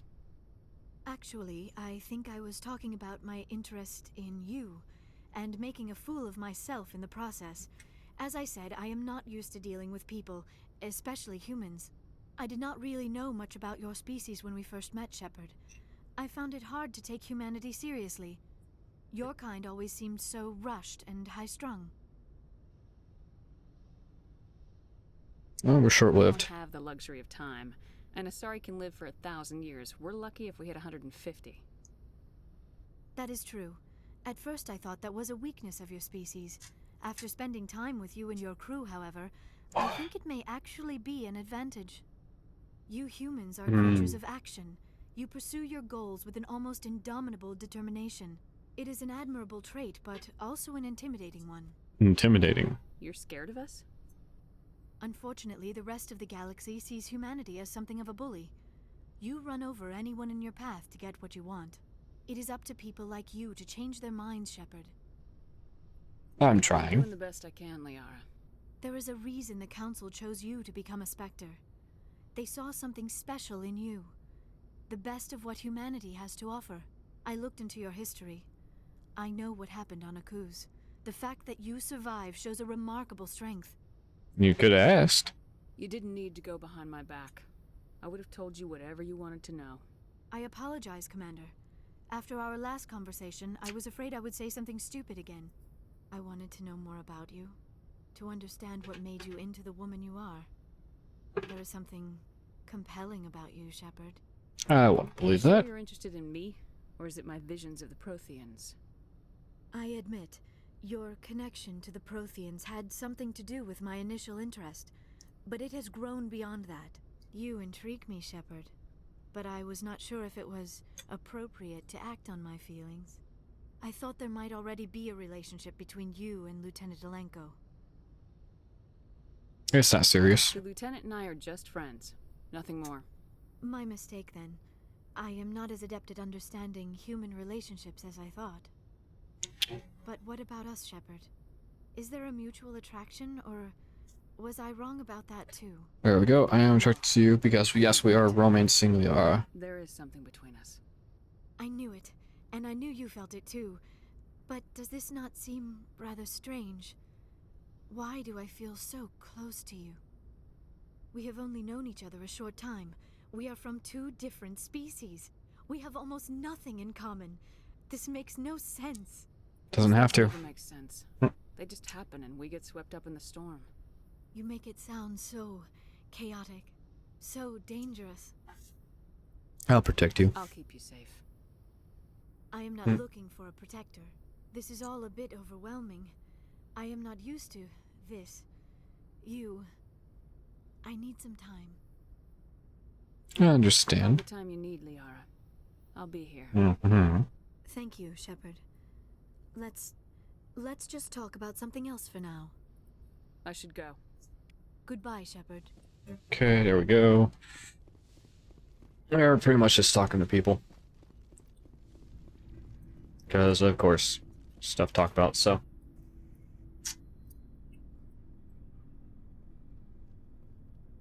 Do you have some time to talk now, Commander? I'm listening. Let's hear it, Lieutenant. I'm always open to my officers. We've played it pretty close to the book so far, but we're a long way from backup. We've got some tough calls to make. I'm just saying, try to leave yourself a way out. I've seen what cutting corners can do, and I'd hate to have that happen to you, Shepard. Commander. Concern for me? Is this a personal observation, Caden? I don't want to step on anyone else's toes, especially if you're if I have misread your interests. You mean Liara? Someone? You're referring to our young Prothean expert. I think she's older than both of us put together, but, yeah. There's a lower deck rumor that she's, interested in you, as more than a source of Prothean data. She's a very interesting lady. Not to my, tastes, but, I never claimed to be big on alien culture. You jealous? You seem awfully worried about my personal affairs. It's just that we don't have much downtime these days. I like being around you, but I don't want to take up your personal time.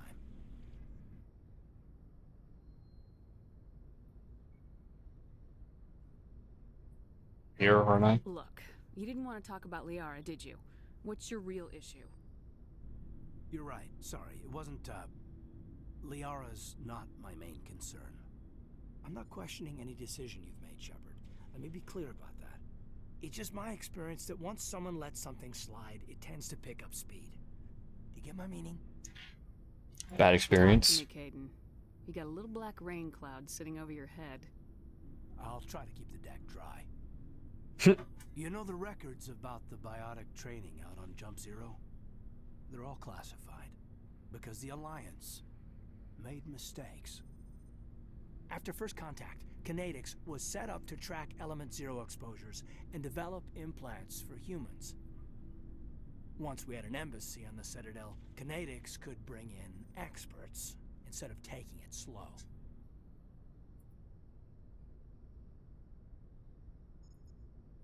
Is there some reason we couldn't learn it on our own?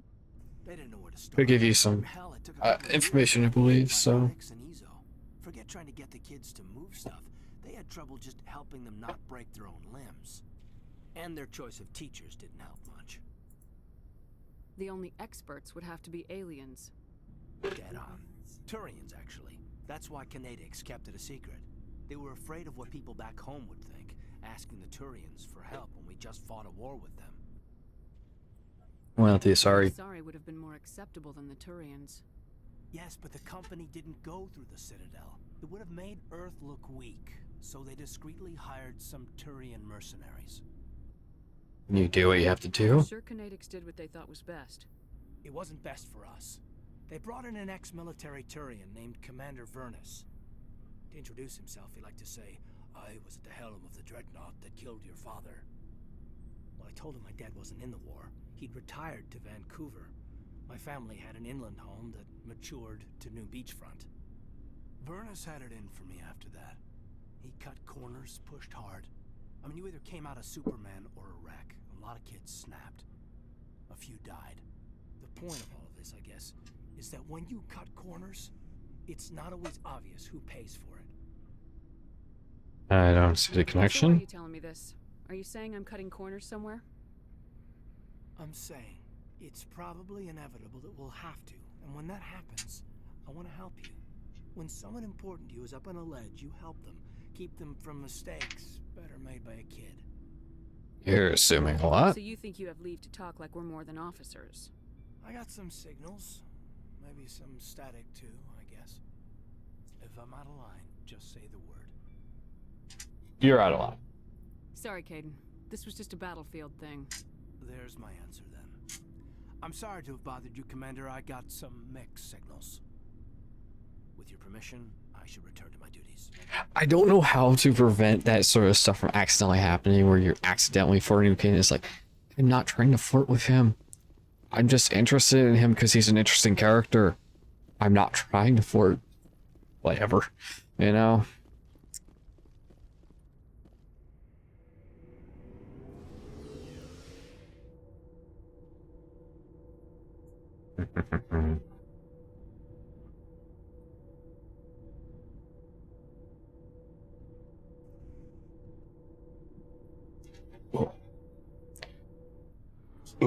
Oh, excuse me. Sorry about that, everyone.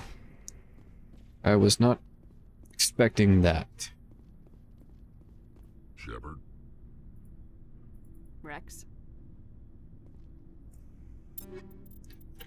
Okay, let's go ahead and give Miara the stinger.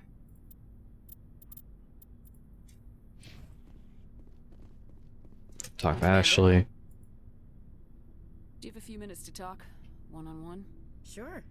I was just watching some mail from home. Oh, before I go, we saw Caden in a news vid about the Normandy. He's cute. Later, sis. Let's pretend this never happened. Too late. Damage is done, Williams. Oh, shoot me now. One of my sisters. That's Sarah, the youngest. What's up? You didn't come by to eavesdrop on family mail. Tell me about your family. Your family seems to be important to you. Yeah, we've always been close. Me and my sisters especially. With Dad on duty so much, I had to help Mom raise them. Did your father serve with the fleet? Yeah, took any crap posting he could get that offered space time. You know what? He worked his ass off trying to get recognized, but he never made it above serviceman 3rd class. He was real proud when I made Chief. First thing he did was salute. What about your mother? You haven't mentioned her. You must know what military wives are like. Strong because they have to be, able to raise kids while Dad's away on a 6-month cruise. She has a degree in planetary geology. She and Dad both wanted to see new worlds. She gave up her career to raise us, though. So everyone, I just noticed there was a bit of dust on the mic. Huh. Fuck. Thought I had dusted my damn setup, I guess. Oops. Well.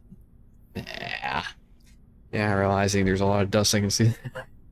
It's last time I dusted. Oops. Oh well. You have more than one sister? Sounds like a big family. Yeah, I'm the oldest, then Abby, then Lynn. Sarah's the youngest. She's still in high school. With 4 girls, Dad used to say he felt more outnumbered at home than on maneuvers. Where did you grow up? All over. Same as you, I expect. We transferred a half a dozen times before I finished grade school. You go where personnel command sends you, right? I guess that's why I'm so tight with my sisters. We'd have to leave all our friends every 2 or 3 years. Sounds familiar. Child, but I get the idea. At least one of my parents was always on duty. Yeah, military families, eh? With schedules like that, it's a wonder we ever have kids anymore. Things were tense between Sarah and me for a while. Then we bonded. Sounds like your father wasn't around much. Wasn't your family stationed near him? Dad always wanted to serve in space, but he wanted us to have real ground under our feet. He'd say, space is beautiful, but you can't raise a family there. I cannot rest from travel. I will drink life to the lees. All times I've enjoyed greatly, have suffered greatly, both with those that loved me and alone. For always roaming with a hungry heart, much have I seen and known, cities of men and manners, climates, councils, governments. You read poetry. I hear you reciting poetry. Just because I can drill you between the eyes at 100 meters doesn't mean I can't like sensitive stuff. Just don't spread it around. Ulysses was my dad's favorite poem. Every time he shipped out, he recorded me reading it. He had a dozen versions when he retired. It's a good Does he piece. still like it? I sure hope so. I read it to his grave every time I go home. Oh. Dad passed on a few years back. He's probably still watching, though. I thought you said he was dead. You know, from heaven, wherever that is. That's not a problem with you, is it? That I believe in God? Everyone has the right to believe what they want. Hmm. Says so in the Alliance Charter, only with fancier words. I'm glad you're open-minded about it. I've met a few people who are really weirded out by my faith. Because I work in space, I can't believe in a higher power? Jeez. Hello, have you people looked out the window? How can you look at this galaxy and not believe in something? I should get back to my duties. Didn't mean to take up so much of your time. Dismissed, Chief. Okay. And that's the talking. Now we can go back to doing side quests. Yay! Yeah, sorry everyone, I wasn't talking. I kind of like letting them talk and not talk over it.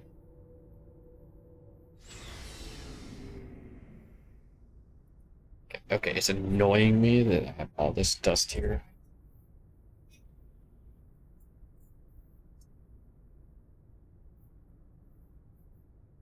Sorry if I'm not. There's dust in a hard, spot. It's already reached due to the springs on the arm, so.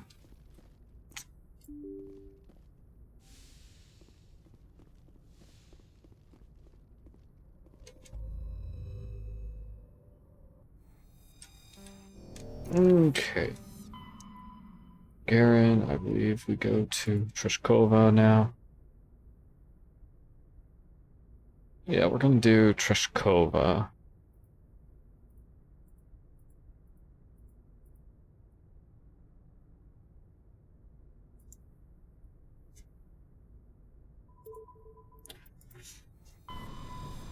Alrighty.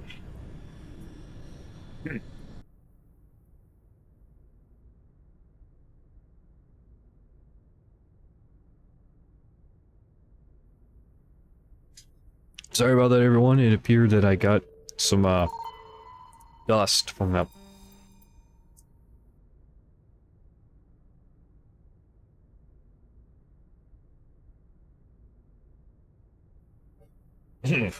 Sorry about that.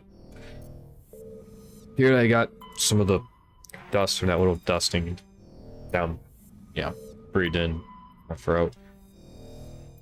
Oops.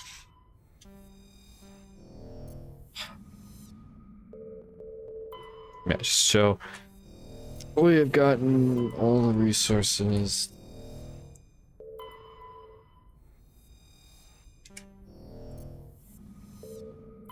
Antbar. Land.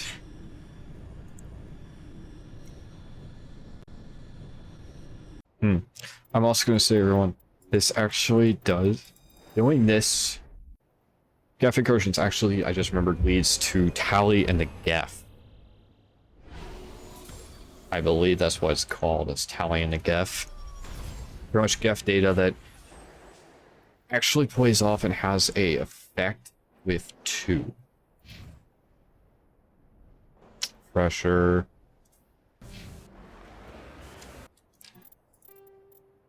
It's gonna be fun dealing with Fresher Mall.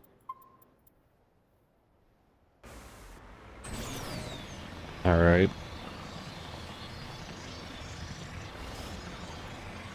But yeah. There is some interesting things in this game. I was talking about something and I completely lost my place. Sorry, everyone. But yeah, little impromptu. Why did it do that switch? Fucking annoying. Really fucking annoying.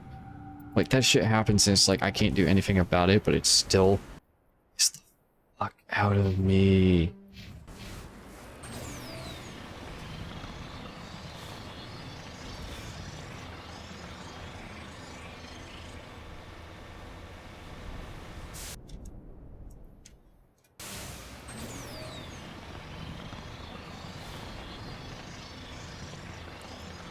Okay.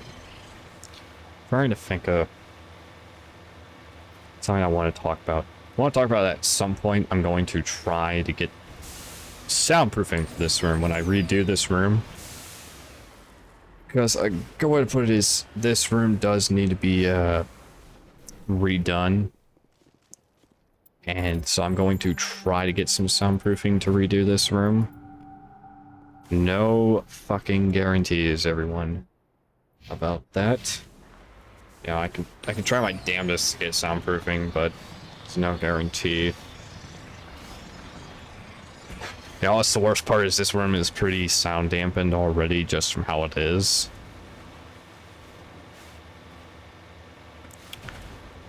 But yeah, there's still so much I want to do with perfecting my setup and stuff like that. How do I put it? If anyone ever tells you that their setup is perfected, that means it's perfected for the moment, not forever, for the fucking moment. That is something I have learned. If someone ever tells you they perfected their setup, they perfected it for like a couple years, and then it's going to change. If not, it will outright change within like a couple of months. I've seen that shit happen before. Setups do not stay perfected forever. They very quickly will be unperfected.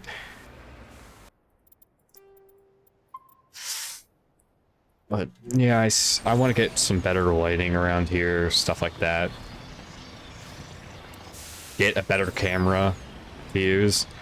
I have a good DSLR camera I want to use, but I can't use it until I get some other pieces, and that's going to cost money. Money I don't currently have.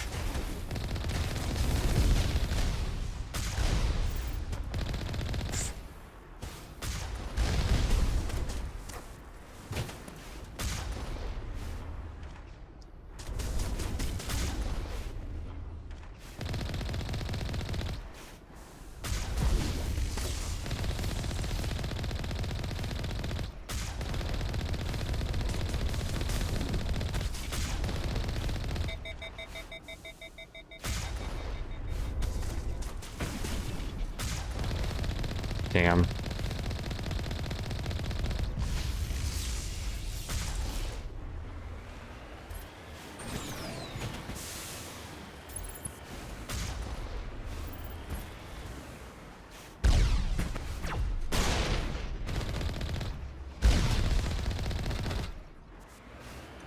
Alright. What am I missing? You!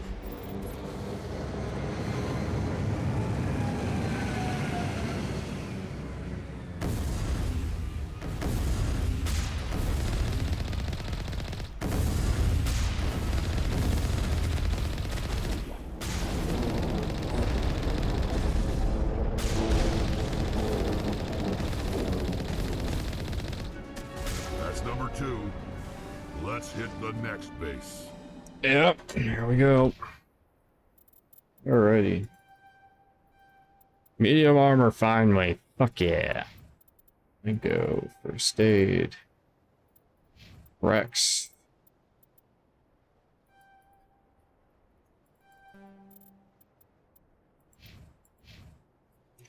Okay. I'll say at some point I want to get the Vanguard stuff done, because we're going to have to.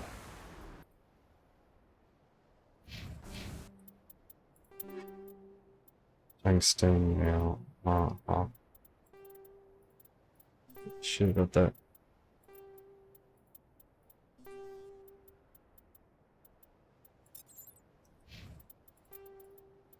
Just gonna take quick save now.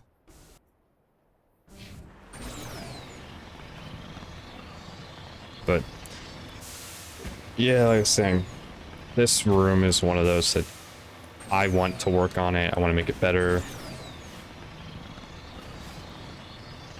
You know, it's like I just want to perfect my office setup, because that's what this is. This is my office, and I want to perfect its setup. A studio room, pretty much. There's like so much stream stuff I want to do. Would I like to get better overlays? Fuck yes, I would. Do I have the money to do so? Fuck no, I don't. Would I like to have the money to do so? Fuck yes, I would. Now brings me to the fact of I have no, how do I put it, without seeming like I'm bitching about wanting this. Let me explain. Currently, I am at a stage where, you know, look at my follower count. I'll explain. You need 50 followers to be able to get, you know, to the point of being able to, you know, get affiliate. I don't have that. I would like to become an affiliate at some point, you know, because this is what I'm trying to do. I'm trying to do live streaming as a job, not just as, you know, a hobby for fun like it currently is. You know, I'm not making money off this currently. Would love to make money off this. Yeah, I don't want to seem like I'm a greedy ass, but I'm someone who, how do I explain it?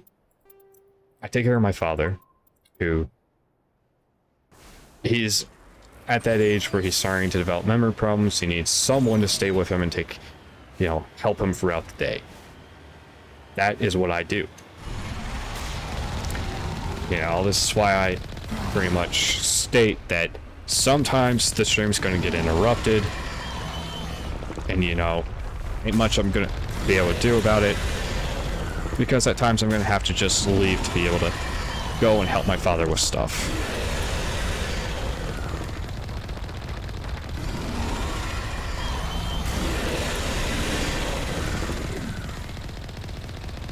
But yeah, past that, you know, because I stay at home and help around the house. I pretty much, that's what I do. I have no income, I have no job, because I need to stay to be able to help. You know, that's just kind of like explain what my personal kind of situation is I stay at home and I help take care of the house for my mom when she's working to help take care of my father. And that pretty much means I'm not able to work a job. I got no income for that. So I'm not drawing in a source of income, if that makes sense, you know? I don't have a side job where I'm making income currently, you know, besides just doing this, streaming. That's not what I have, if that makes sense for people. You know, like, I don't want to seem like I'm bitching, like, please, money or anything like that. No, it's just trying to explain that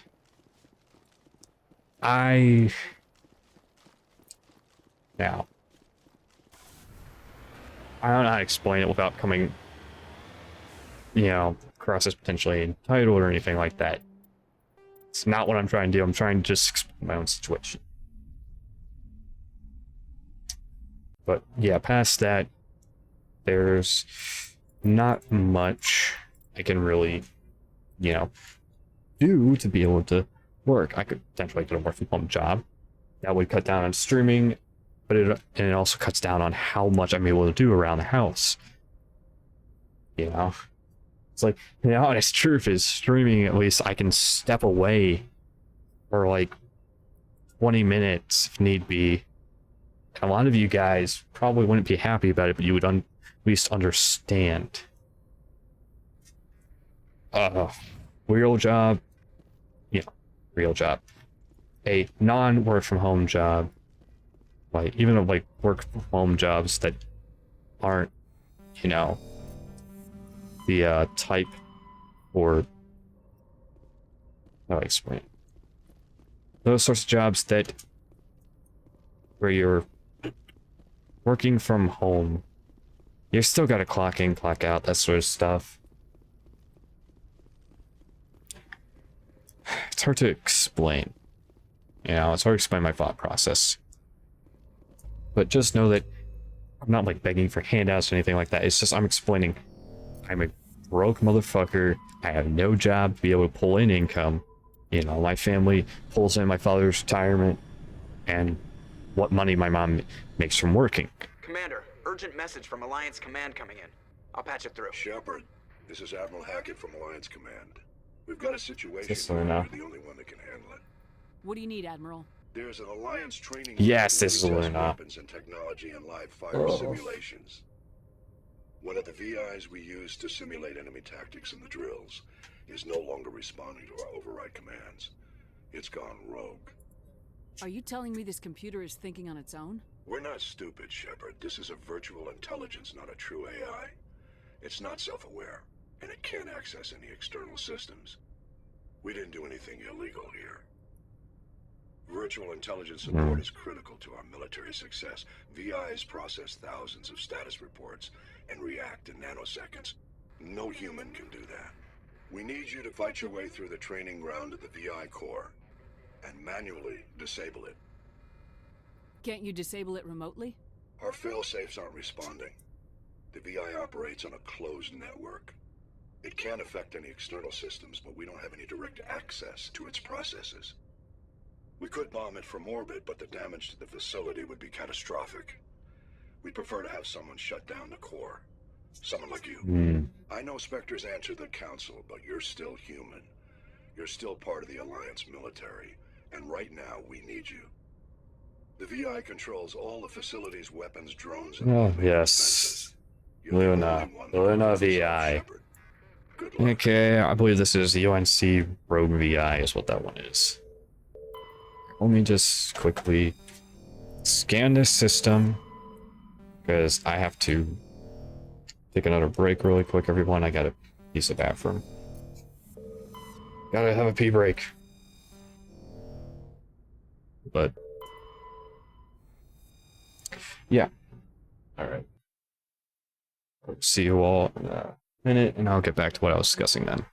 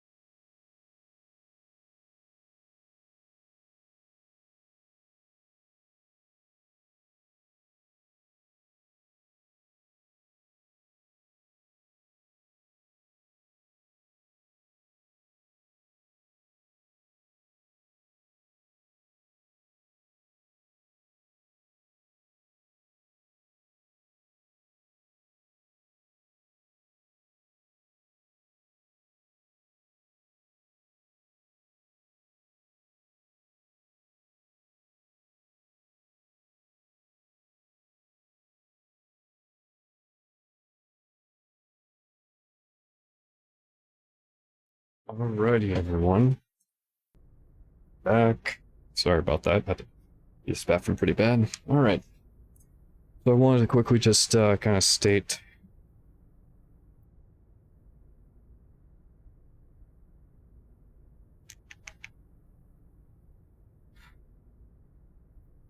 Alright. How do I... Yeah, kind of talk about what I was talking about earlier.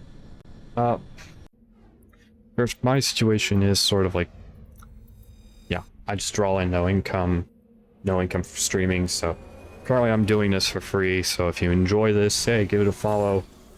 Every follow helps, and it helps me get closer to the potential, you know, to affiliate to potentially be able to draw an income to help my family.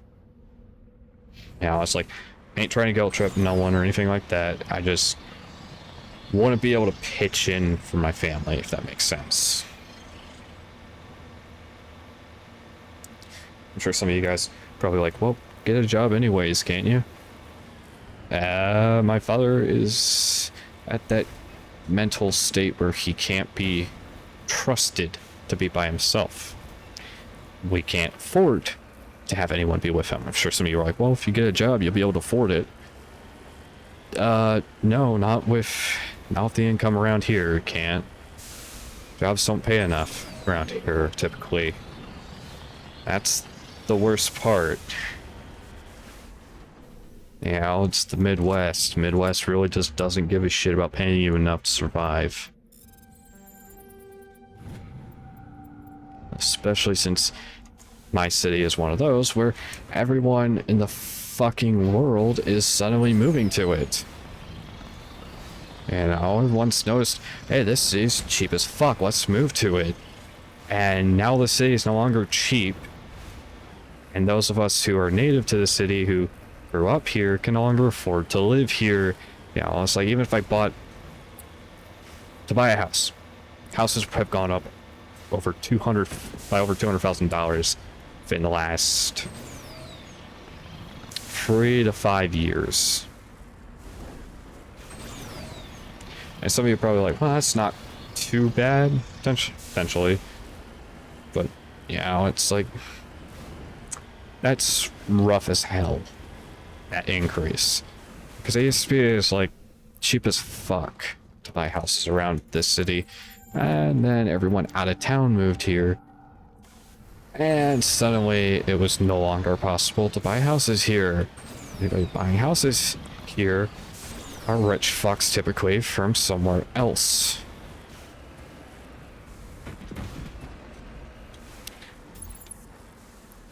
Plus, it's also gotten bad enough that taxes that were payable pretty cheaply originally are no longer as cheap. You know, you can't pay them as easily as you used to be able to.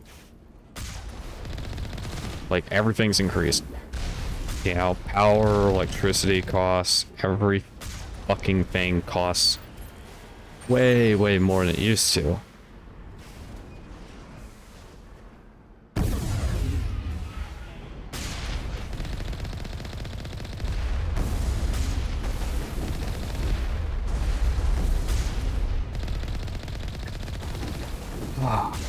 That's enough of my little, you know, bitching. Because I'm sure all of you are probably going to go like, Chins, you're bitching. You're right, I am bitching, and I recognize it. I apologize for it even.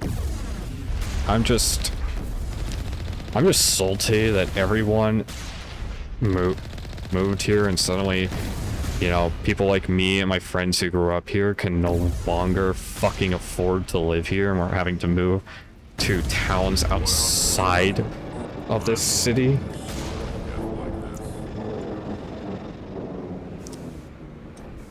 You know, it just sucks. There's also the fact that this city also sucks in the fact that... I'll explain it. The thing that probably sucks the most in this damn city is the sheer fact that...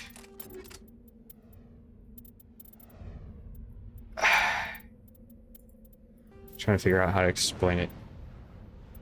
Pretty much, it's almost impossible to live in this city. And there's the fact that every fucking person who has moved to the city has, you know, everything's increased in prices to the point where you can't even live in the fucking city no more. Then there's also the fact that there's only 2, you know, internet service providers in this fucking city. They're also, like, I think the only really 2 big cable providers as well. Frontier, Xfinity. My family uses Xfinity because of shit we dealt with Frontier. Frontier pulled both some major bullshit that made us not use them anymore. You know, it's like, it's something I have no problem talking about. They forge people's signatures. They have no fucking problem doing that. But yeah, then there's Xfinity, which it's just, how do I put it? When you only have 2 fucking providers in a city, you kind of have to put up with bullshit. So you go with the one you least hate. That is exactly our circumstances in this fucking city. Do we prefer Xfinity's cable? Yeah, sure we do. Do we like their internet? At times. Xfinity is decreasing quality. They used to actually be pretty damn decent with internet. And over the years, they have slowly fucking decreased in how good they were internet-wise. To the point that it's just harder and harder to find anything in this fucking city that is decent. You know, it's like there's no real good internet providers in this city anymore.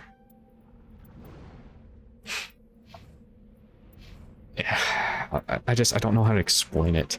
My city, fortunately, suffers from big city, you know, big city in a crappy state, if that makes sense.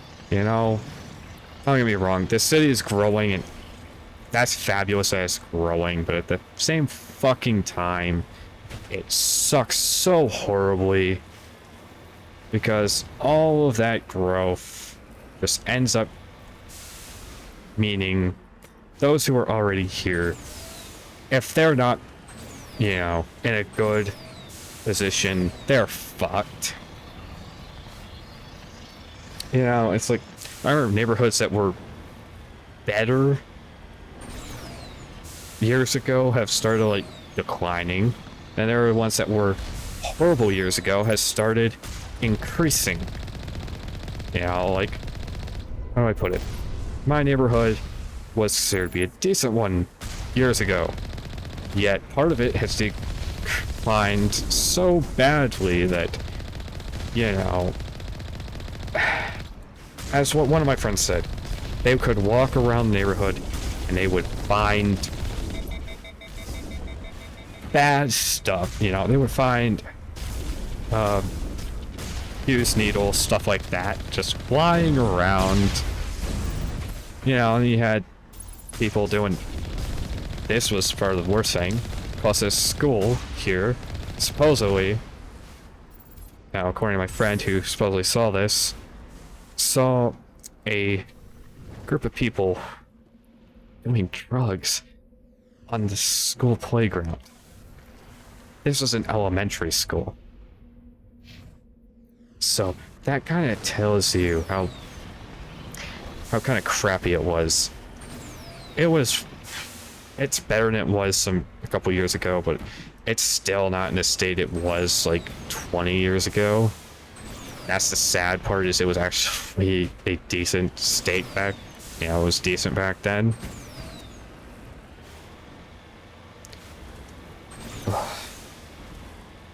It's like, it's hard to describe.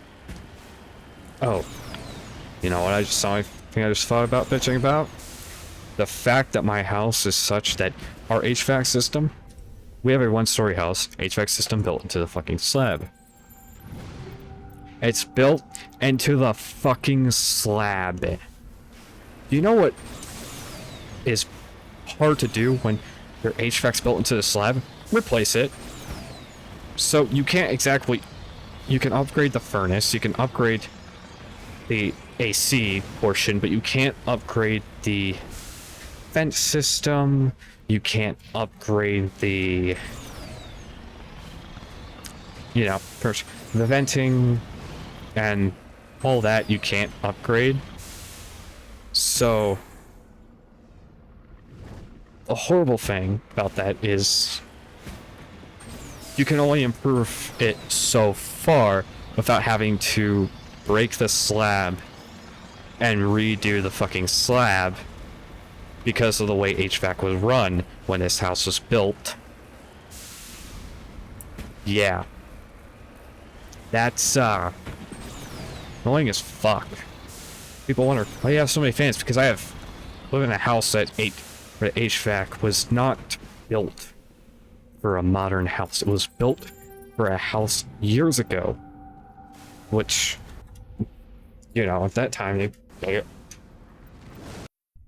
didn't have, you know, computers back then. They didn't even really have, I don't even know if there were color televisions back when this house was built. So yeah, you know, they didn't think that, hey, maybe one day in the future they're going to have to change the HVAC system for a better one. Nah. Spill it into the slab. So you can't fucking change it. So don't get me wrong.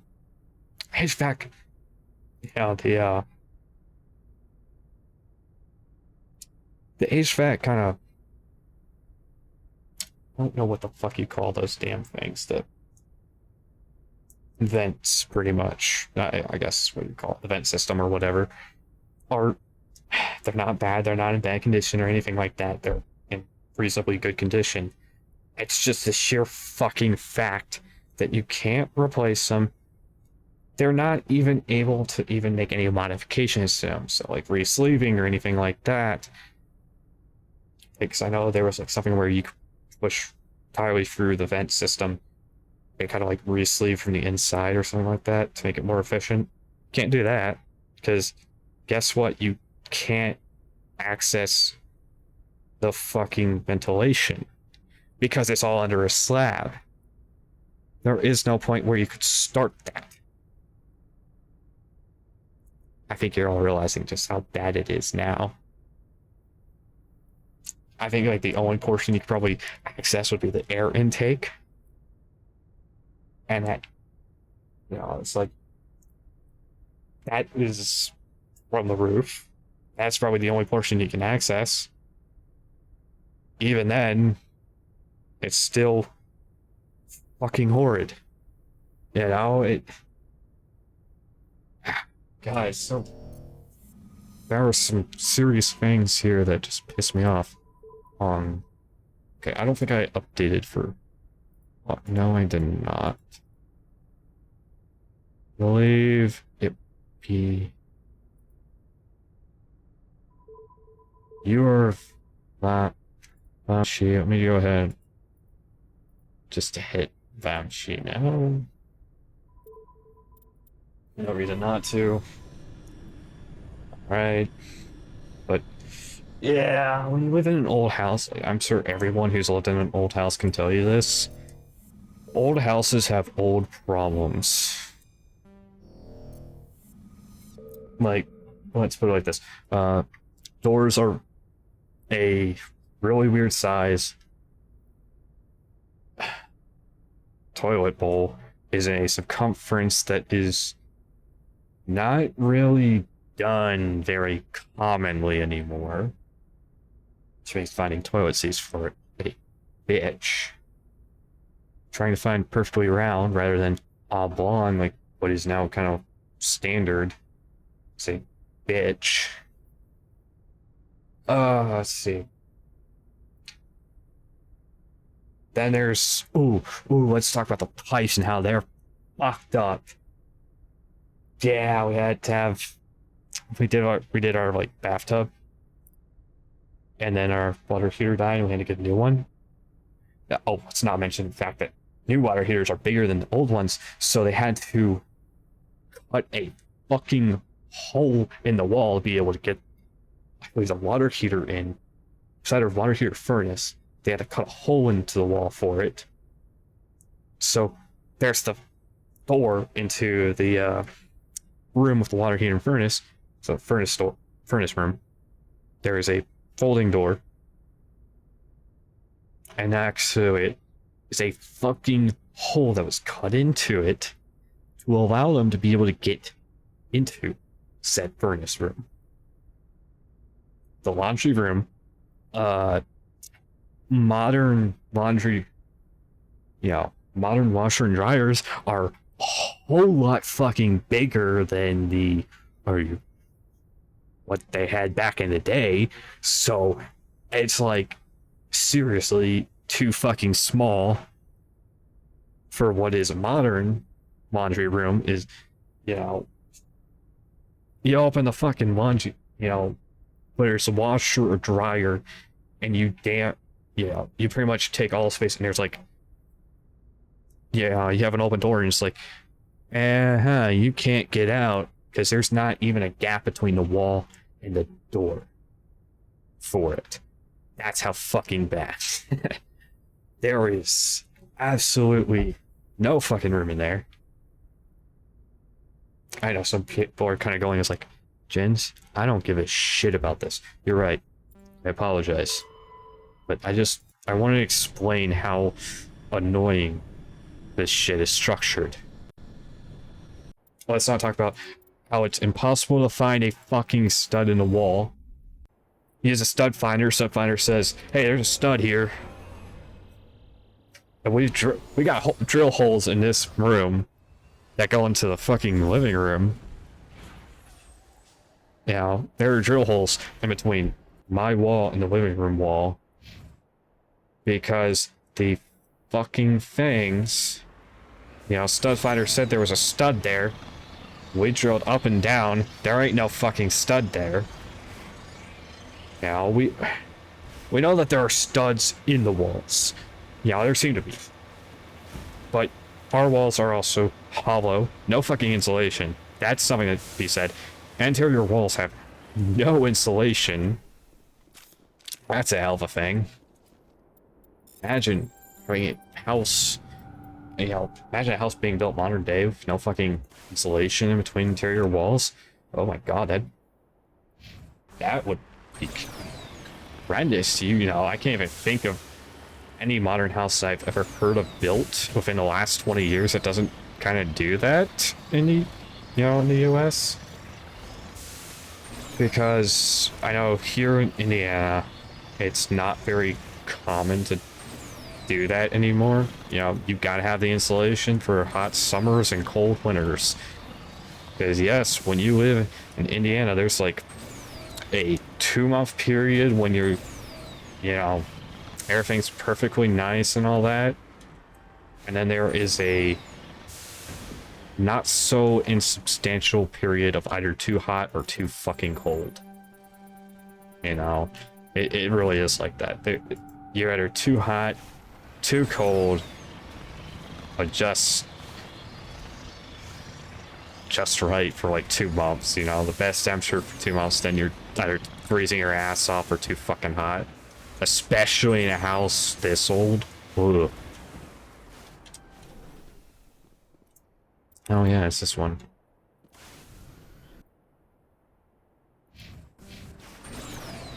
But yeah, there's just so many fucking problems with this house. But yeah, like I was saying, when they redid a water heater and bathtub, they managed to fuck up the pipes.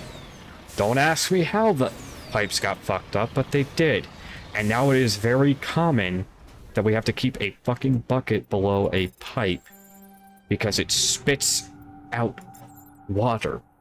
Yes. It literally spits out fucking water. I don't know what the fuck they did to it, but they did something in it. Fucked up our pipes. And now air gets into those fucking pipes constantly. So, say you run any sort of water, like, say you throw a load into the washer to wash them. And then, well, if you don't have the bucket there, all that's going on to the furnace room floor. So, all that water from the washer, you're guaranteed to get a lot of it back out. Dump too much water down this kitchen sink at once. Oh, guess what? You can hear water coming out and dropping into the fucking bucket. Yeah.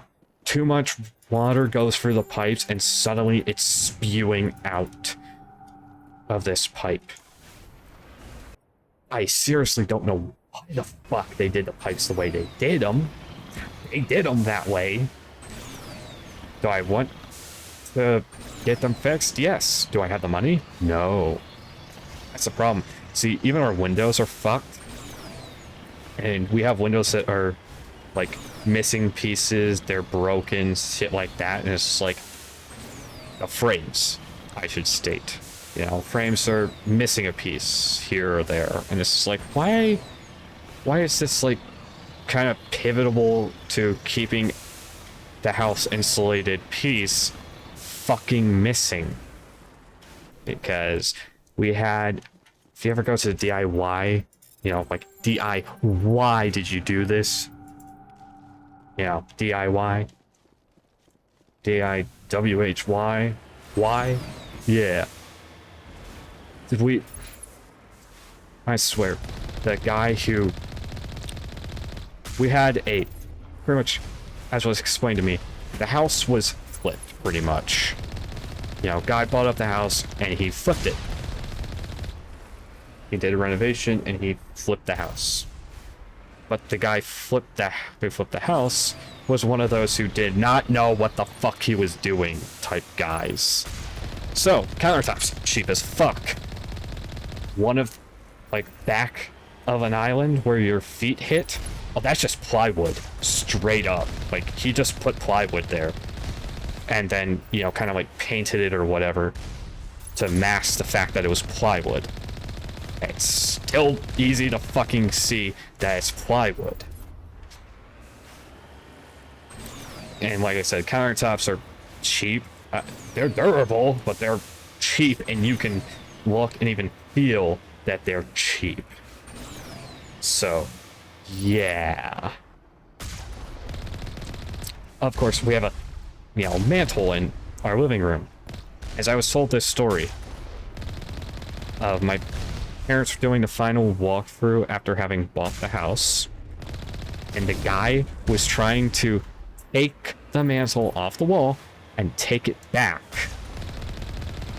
because he was trying to pull, well, the mantle was a showpiece, you know, it was dressing. And yeah, that kind of tells you that he was a scumbag as well.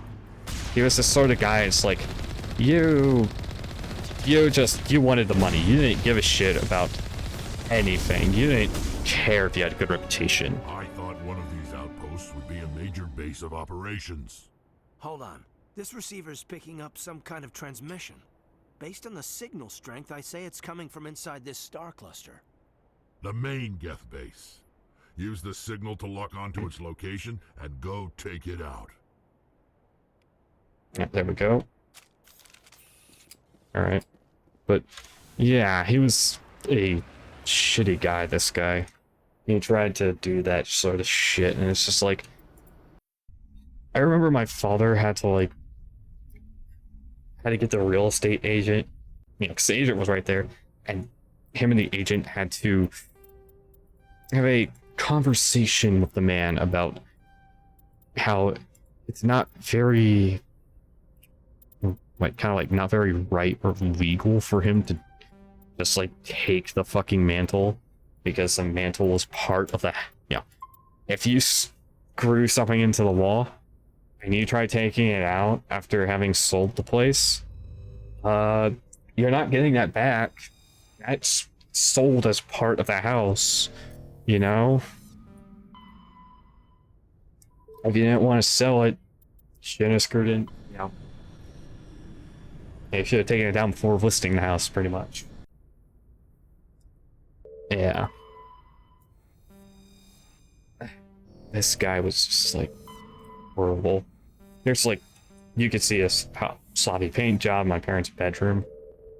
Guy painted it, and it was so sloppy that paint splashes were on the roof. You could see where no professional was involved in flipping that house.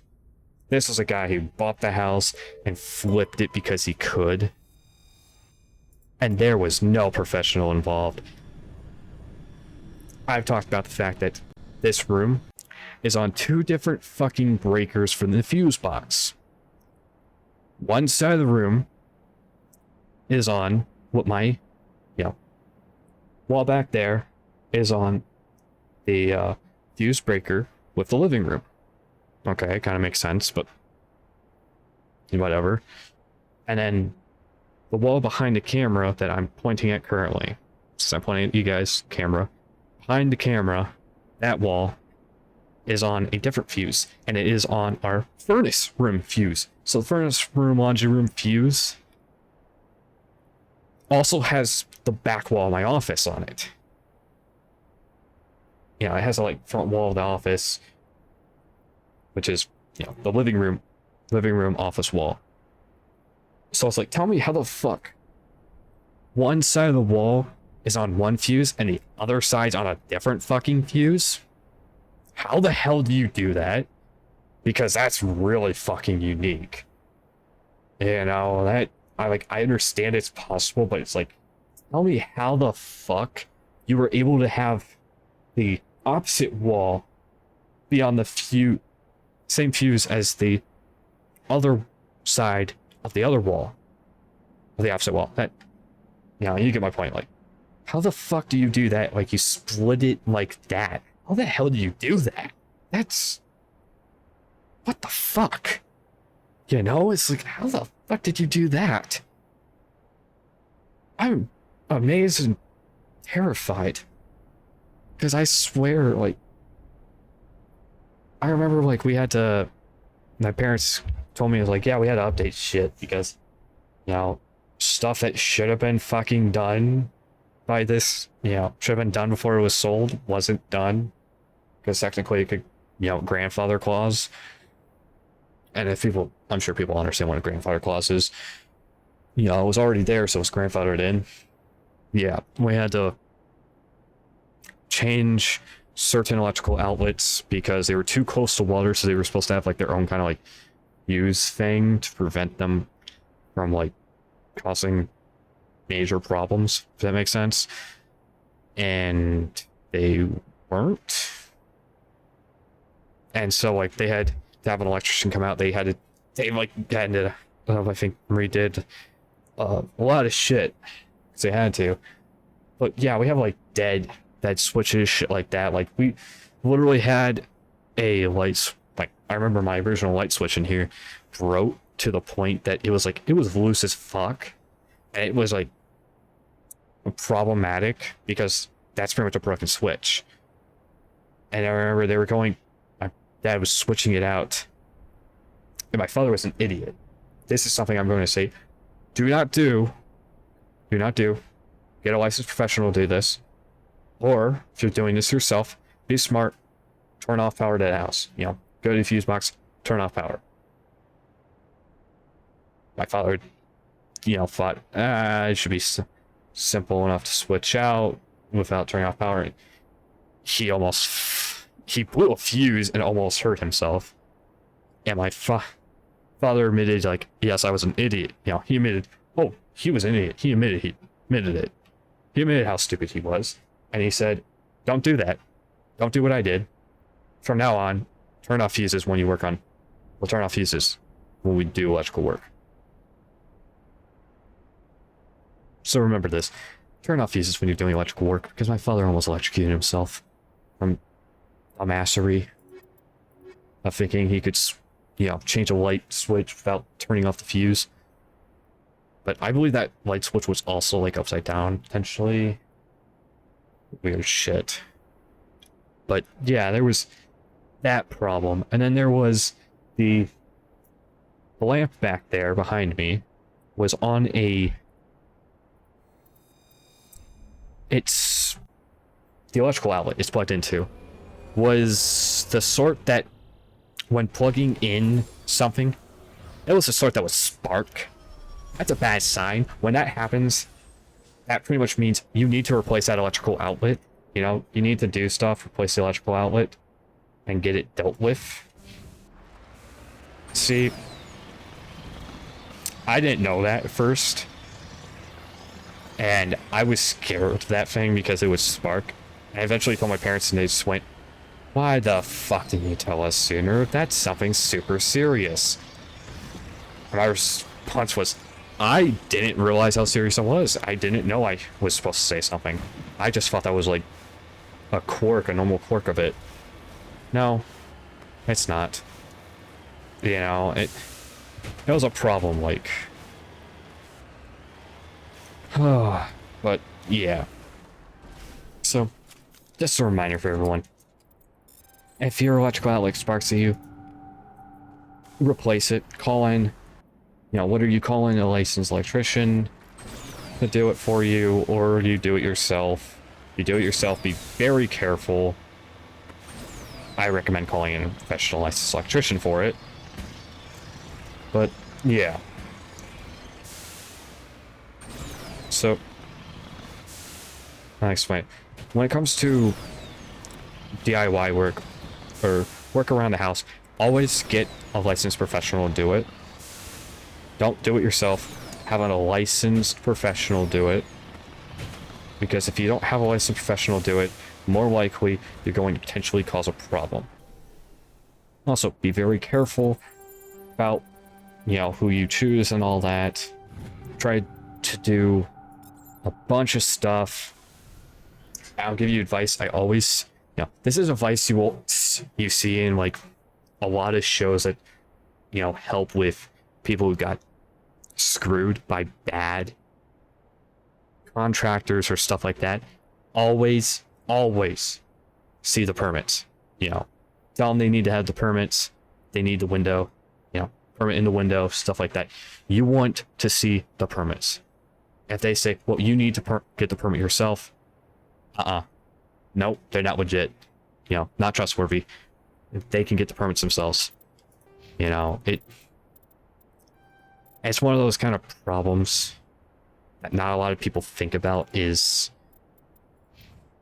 not a lot of people know enough about that sort of stuff. Also, just because I've seen this on one of those shows, and I know how stupid they are because of this. If you ever see, receive something that says court summons, get a lawyer and respond immediately. Do not just go, well, we ignored it. I've seen someone do that before, and like, don't be stupid. Because even my family all pretty much kind of like just watched the show, and while doing so, we all just kind of squinted, dropped our mouths open, like, what the fuck was wrong with these people? You always answer a court summons immediately. So if you get a court summons, lawyer up and answer and respond promptly. That's like as soon as possible promptly. Because that means more likely you're being fucking sued or something.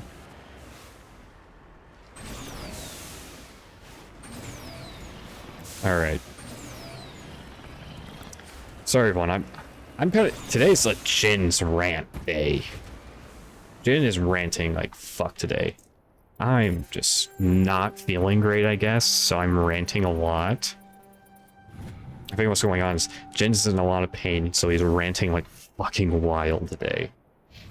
But yeah, there's a lot of stupid things that can be avoided, stupid things, troublesome things, stuff like that.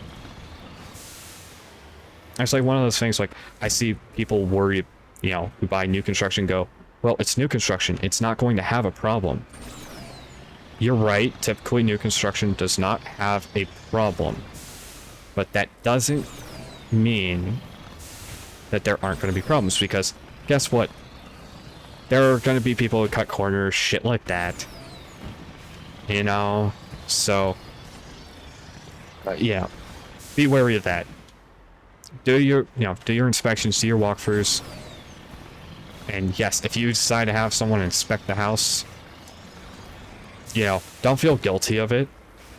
Having someone, do an inspection.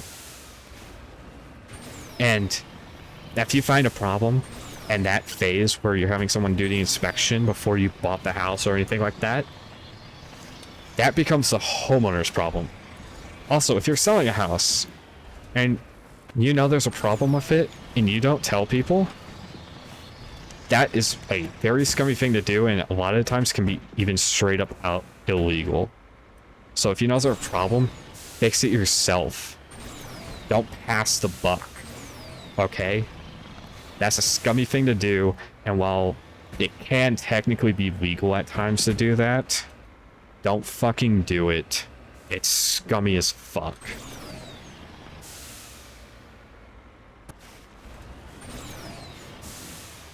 Alright. Now that little portion of Jin's rant is done.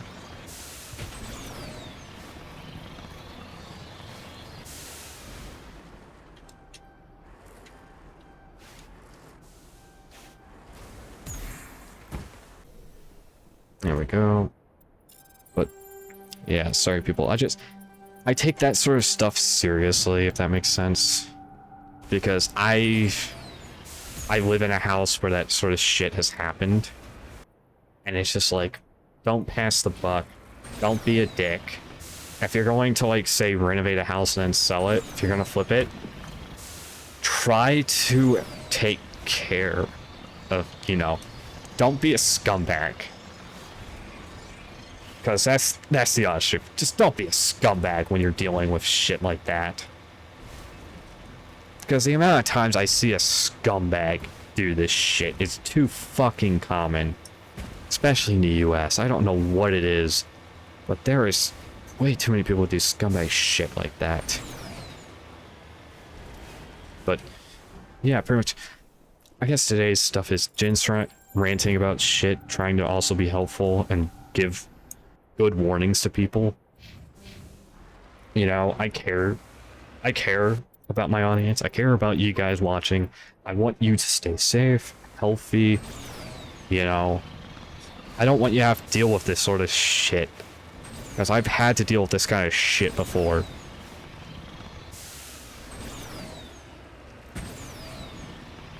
Like, it's also kind of true. I've had family members literally do this sort of shit before, you know? So, I care about my audience. I care about you guys being safe, healthy, stress-free. I'm the kind of guy who wants people to be fine, you know? Be fine, be safe, everything works out. Is kind of what I like. When everything works out, everybody's safe. Is, you know, I don't know how to explain it, if that makes sense for people. I don't want any of you to face these sorts of problems.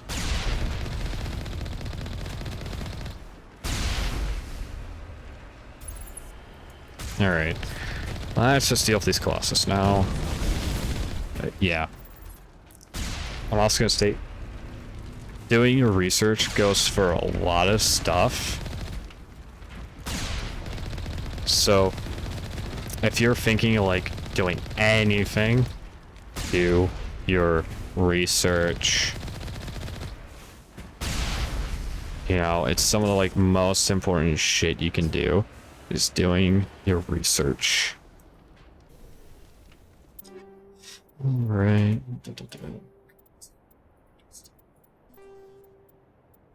Scan just orange. Oh, look at that. Okay. Hammerhead.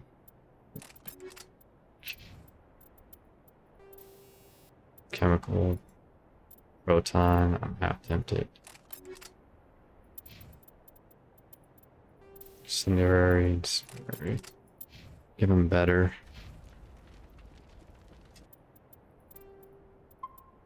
Alrighty. But yeah, it's like, also probably should mention, there's just so, like, I'm trying to find stuff to talk about. I mean, I haven't found anything I want to really talk about, if that makes sense.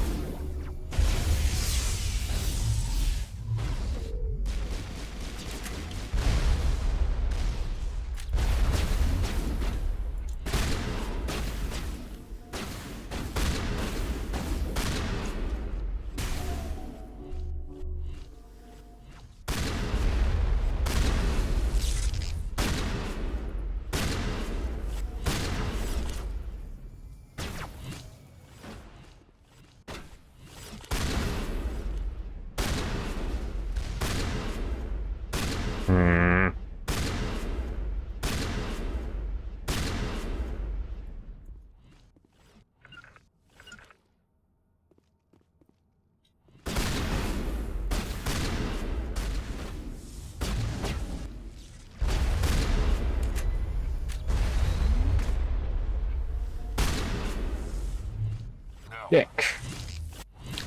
Other dick.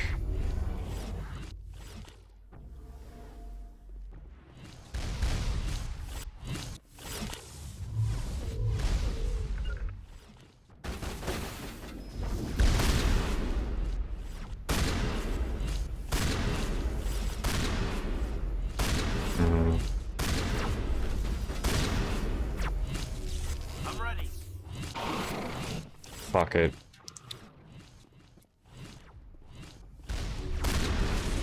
CM is hot.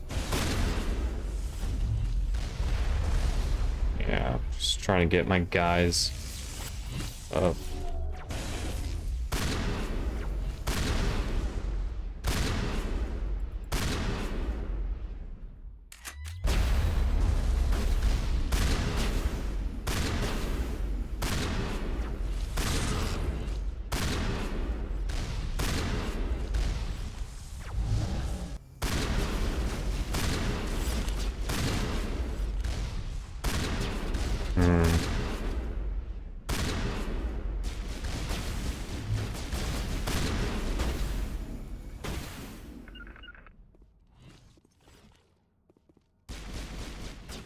Max, what the fuck are you doing?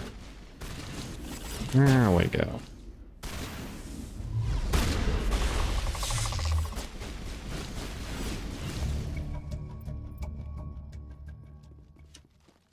Okay. There we go. That was annoying as fuck. Tungsten shredder.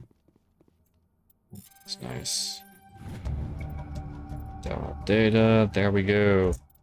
That data can be given to Tally as part of her pilgrimage.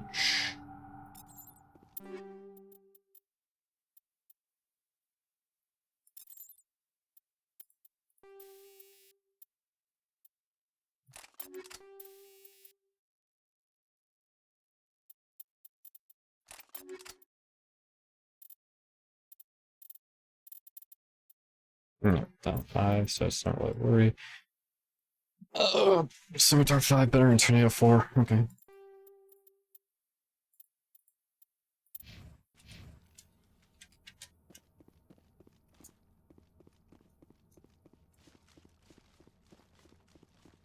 Alright.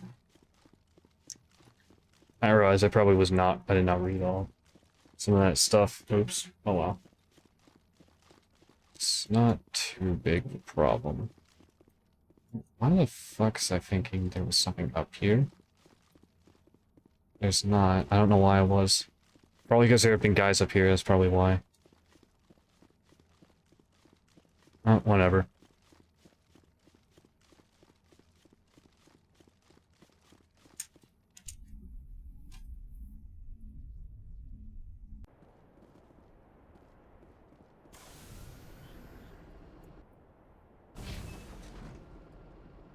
Nope. It's done. There we go.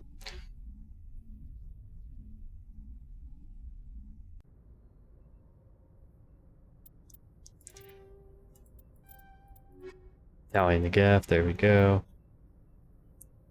Yeah. That's UNC Gap incursions and tallying the gap. Sorry, one. I just want to do the assignments really quick. Tap out for that. Tallying the gaff. Gaff incursions. There we go. Figured I would mark them down as done now while I was thinking about it. No reason not to. Alright. But, yeah, there's just so much. I was about to say, talk more about house shit, but no. No. I bitched about it too long. I talked about it too long. Jin's. No one to quit. No one to quit. Yeah, so. I'm sure some of you guys are probably going, why are you just keeping everything on you? And not, say, going and selling to this guy. Because. What do you want, Shepard? You know, there's some stuff that I, just felt that it's better to go to Dr. Chloe. Dr. Michelle.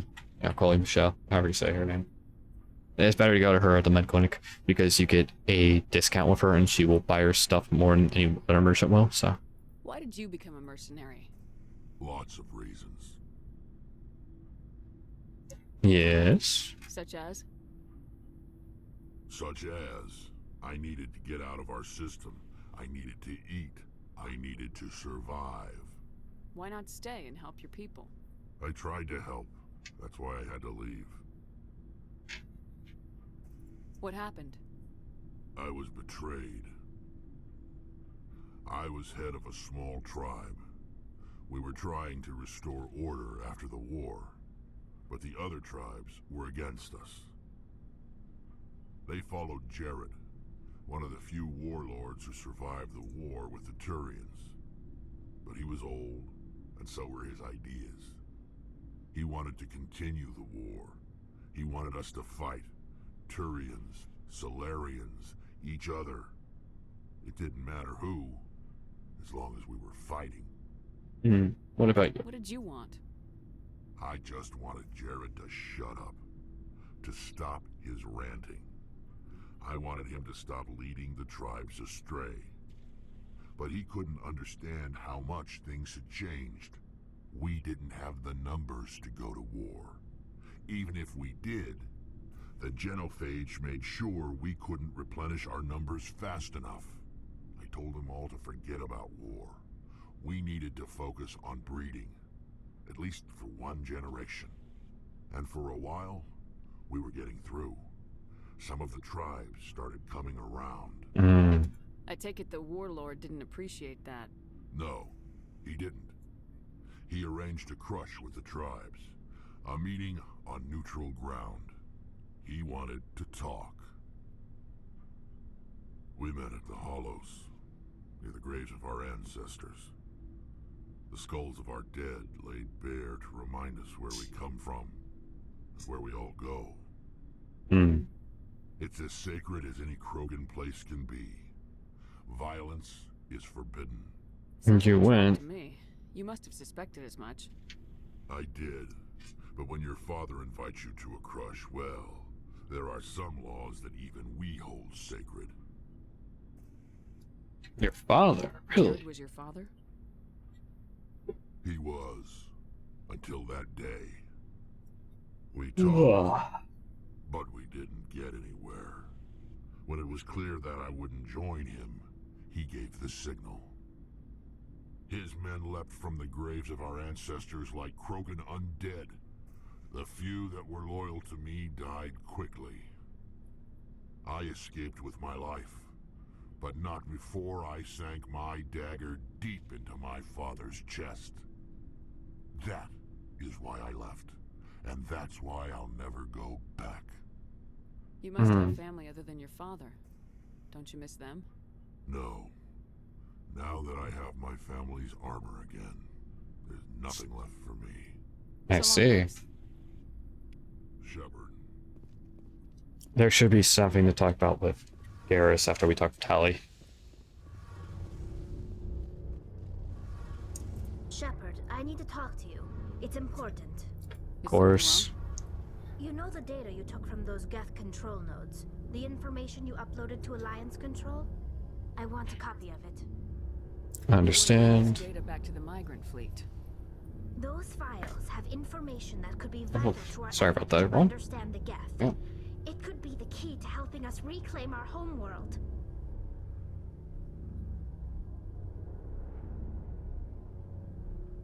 If I give you this data, your pilgrimage is over. You'll go back to your own people. Not right away. I'll stay with you as long as it takes to stop Seren. But my people need this. Kill the You Geth. think you can use this information to destroy your enemy? Not right away. We will need to study it. It could take years. But it will give us new insight into how the Geth have changed and evolved over the past centuries.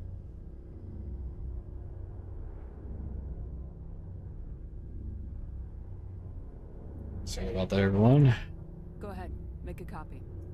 My people, I owe you a great debt.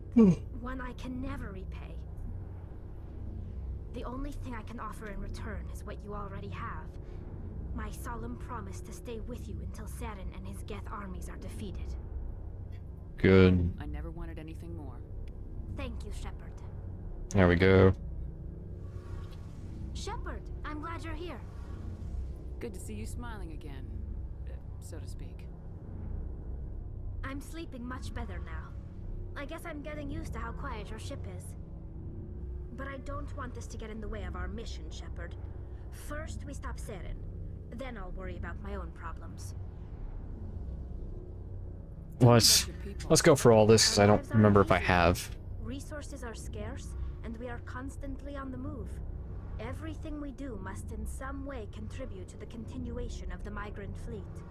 There are 17 million Quarians in the flotilla, and each of us relies on the others for survival. The bonds among my people are strong. Unfortunately, we have had to surrender many of the freedoms and civil liberties other species take for granted. What kind of freedoms? Well, it's illegal for parents to have more than one child. If our population grows too much, it would strain our resources to their breaking point. Of course, we also can't allow our numbers to become too few. If our population is in decline, the rule against single births is temporarily repealed.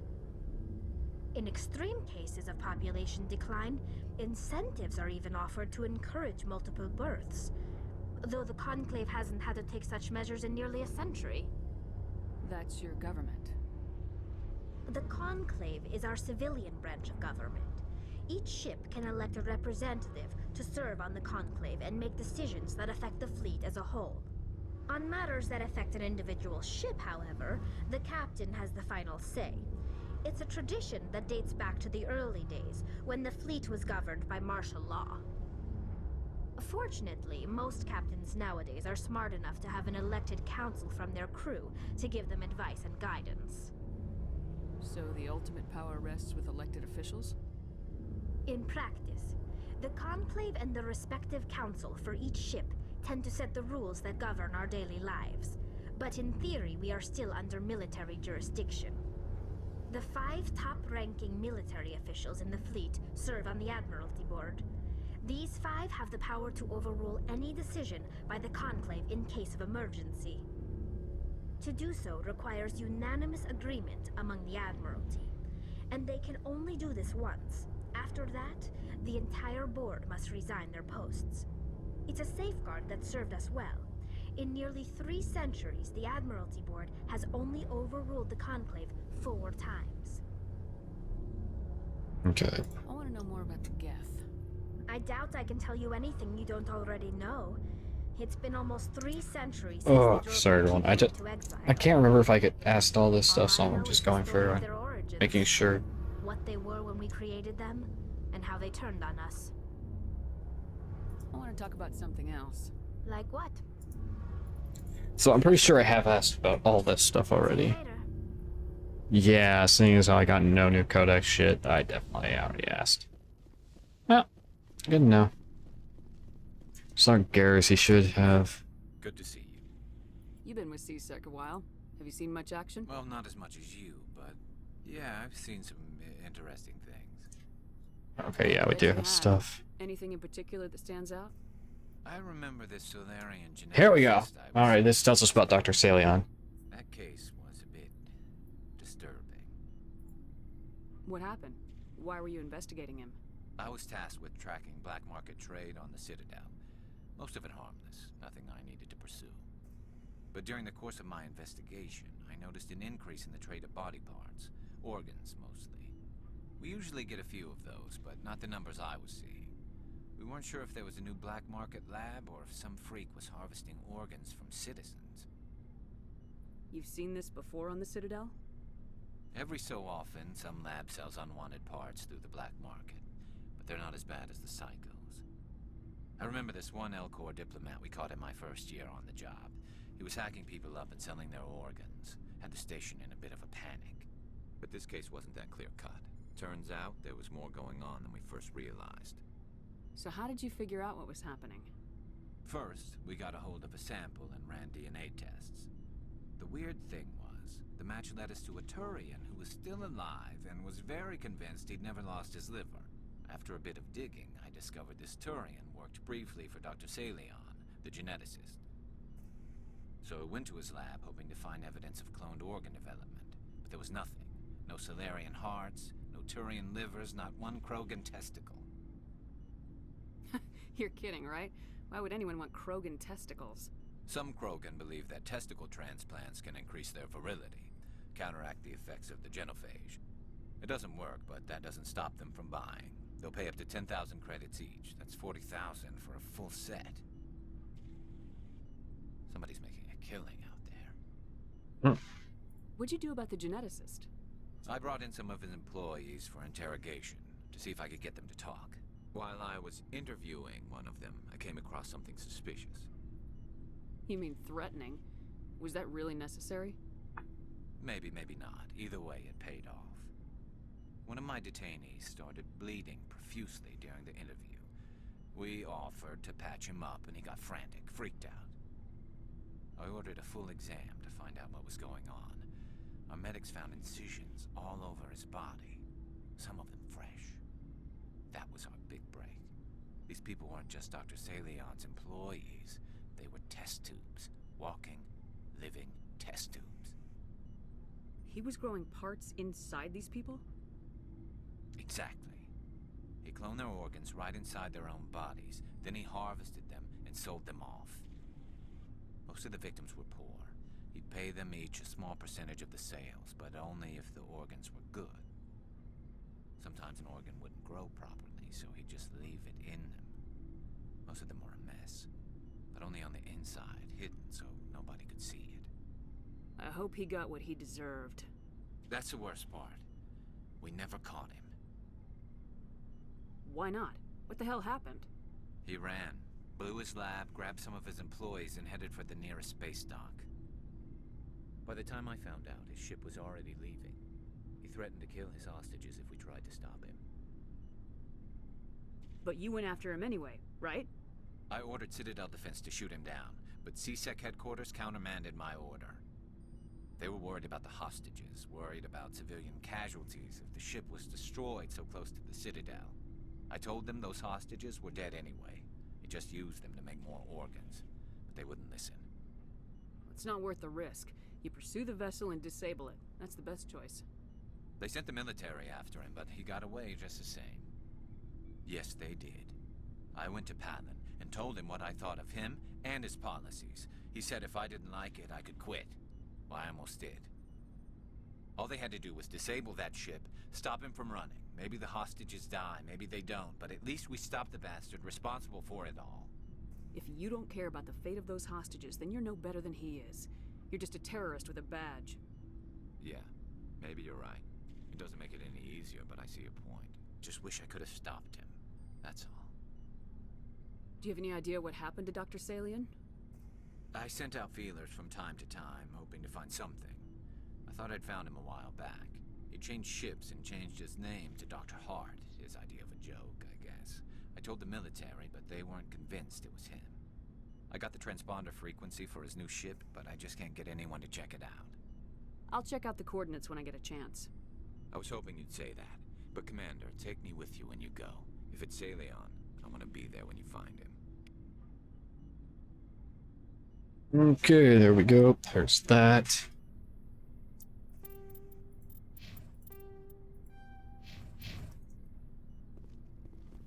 Alright. Sorry about that. Well, we had a little talk, so just don't want to interrupt them.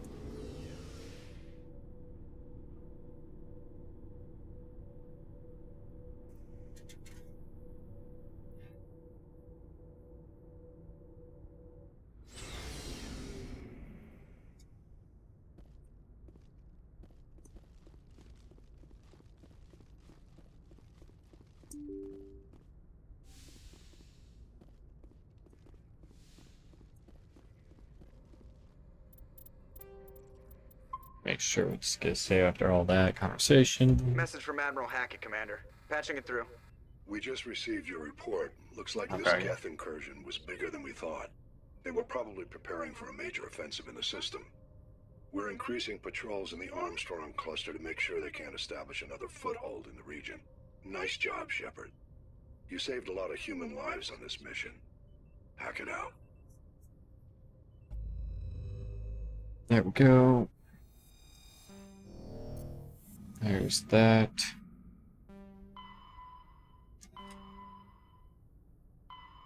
Kepler. Sorry, everyone. I'm about to annoy the fuck out of you as I go through to different shit. Oh, yeah, there's that one.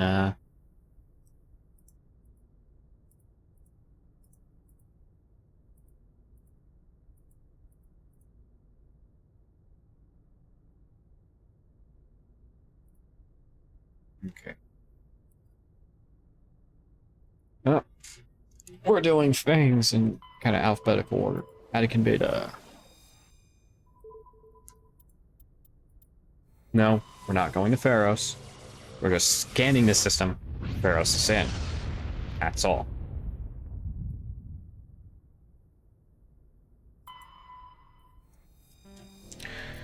Guess before we do Pharos, we'll end up doing Novaria.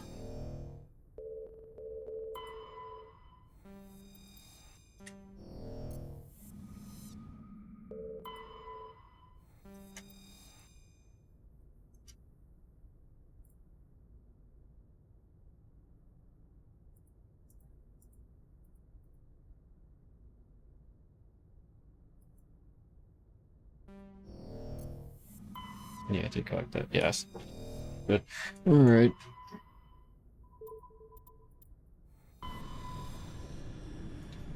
Alrighty. Message coming in. Patching it through. Normandy, this is Alliance Command. We're detecting your presence in the Paragon Beta cluster. One of our surveillance drones was gathering intel on Geth activities in the region when it was spotted and shot down. You need to go groundside and recover the drone's data module before the Geth find it.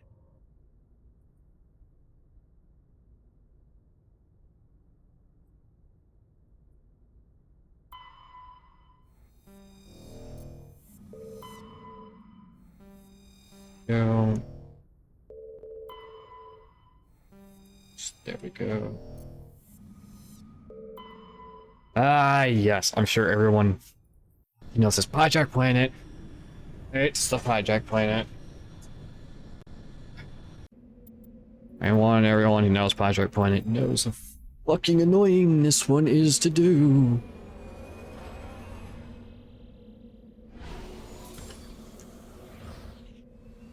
Pretty much just false finding the right hijack who has the damn thing.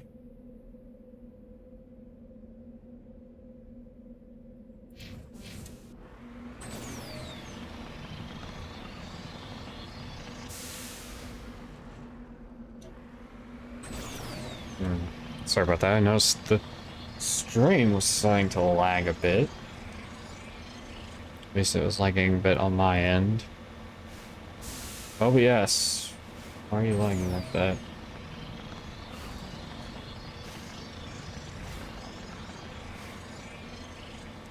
Sorry everyone, I'm just noticing that OBS is chugging. Huh.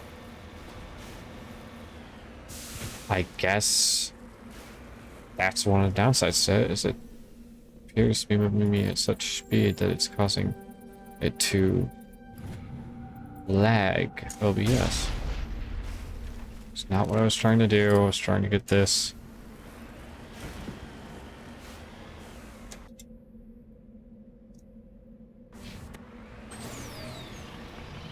Honestly, we're gonna do the mission before we really start exploring.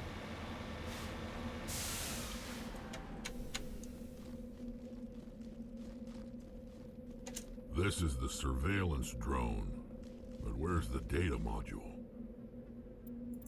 Guess we're doing this the hard way. Yeah.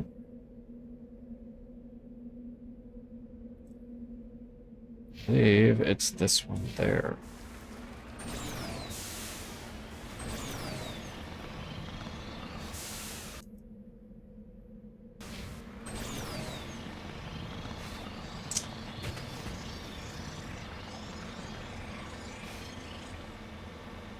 That's real fun. I'm sorry if you guys are getting any lag on your end, because it appears that encoding does not like... What? It's just a problem.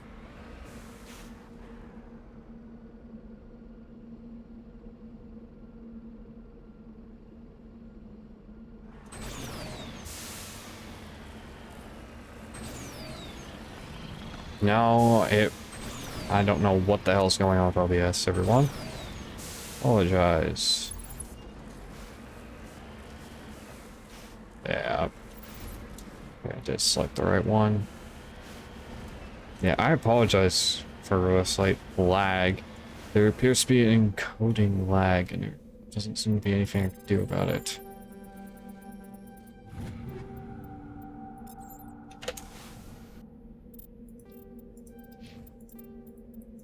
It's the part where I hate doing this. Okay. Alt tab. Do a couple checks. Thermal controls, take a look.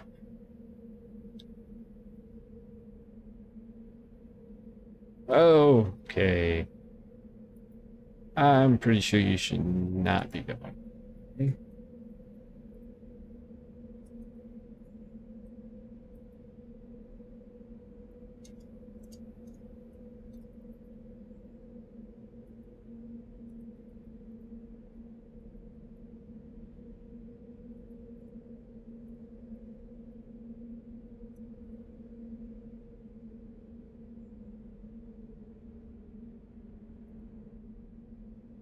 Okay. Alrighty.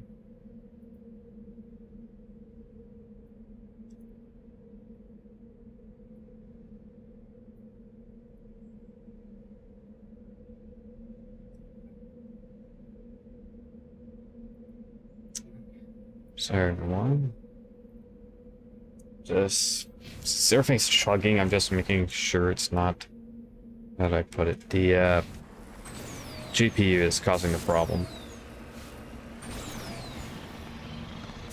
Because, my GPU likes to cause problems.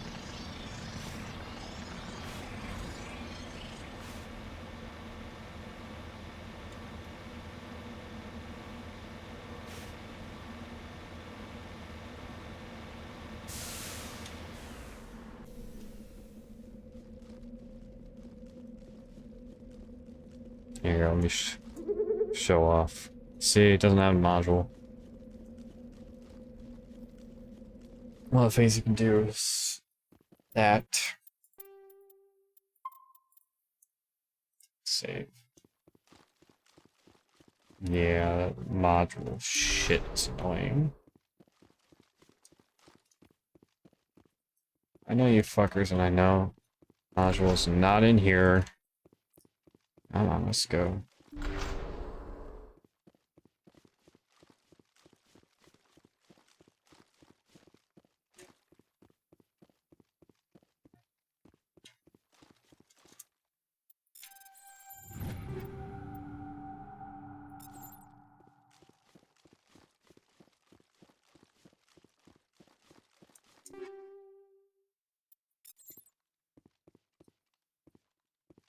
Okay.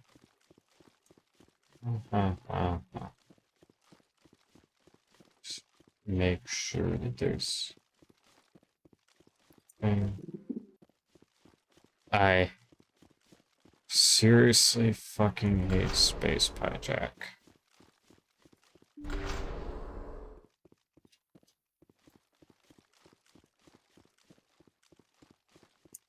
There's the thing we got over here first. So you're probably going, is like, why do that? Did you hit the right room first? No. No, I did not. That's the problem. Yeah.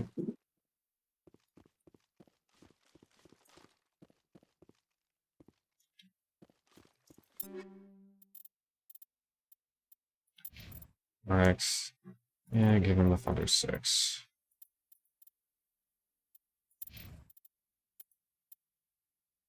Ooh, Katana 6, yes. Fucking please.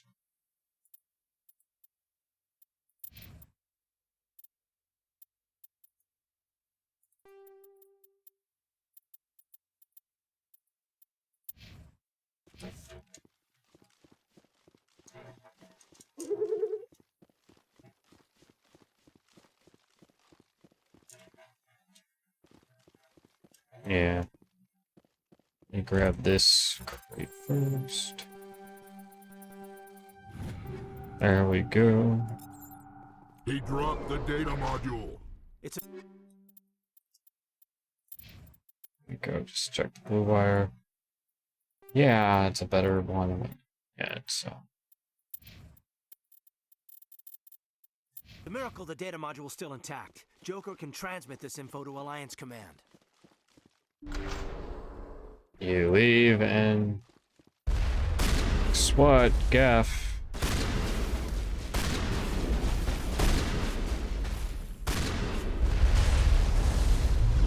Okay. Holy shit.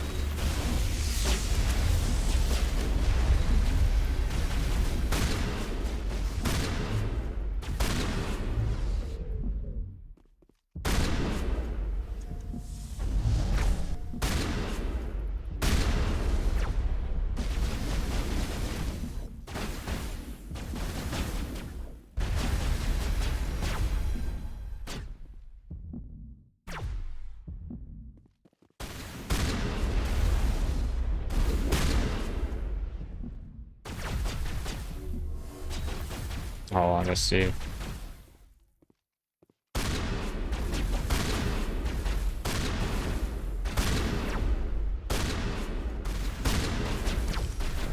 Fuck! Oh!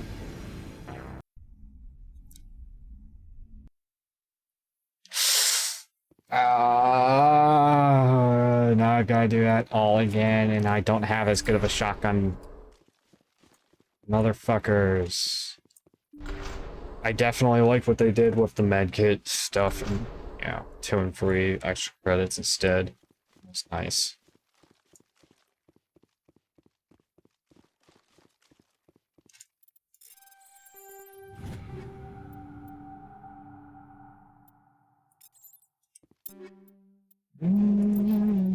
Maybe I'd say that it looks like it say the loot.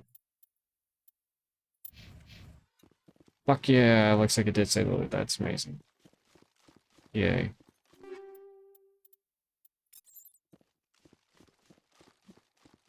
I don't think he did actually fully.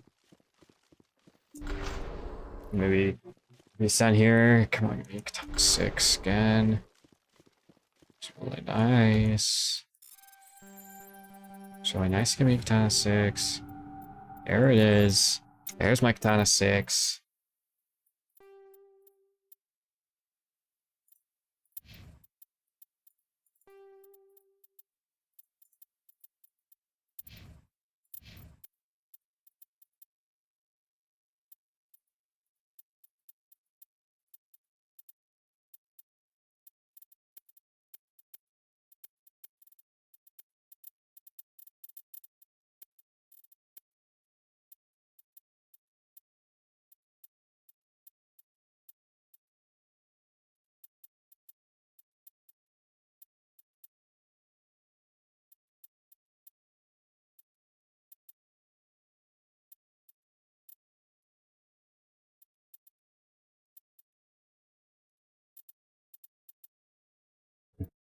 Thought I would deal with that stuff quickly.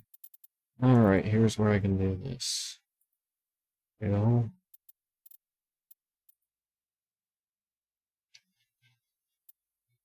Kind of do. But it's... I'll trade off tech biotic protection slightly for a bit more damage and shields. Blanco.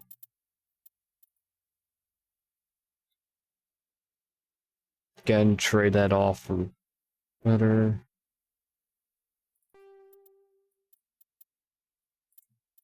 There we go. Okay.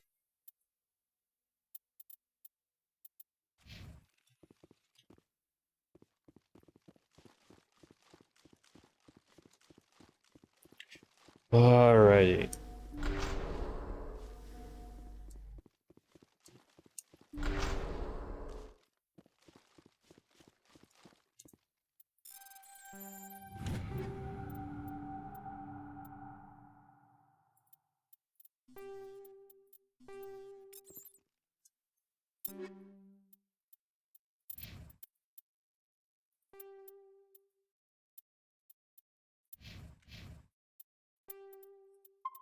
Or save.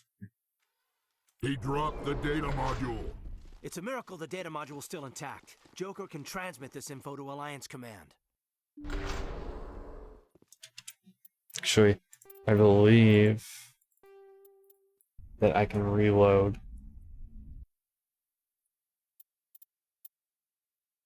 There.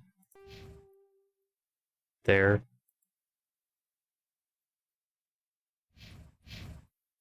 He dropped the data module. I'm trying to remember if this is an infinite glitch or not.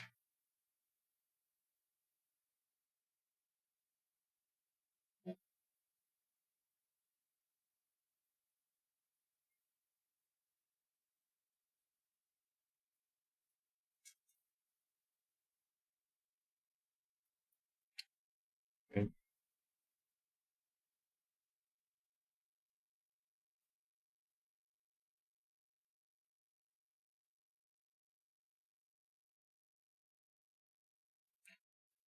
Uh,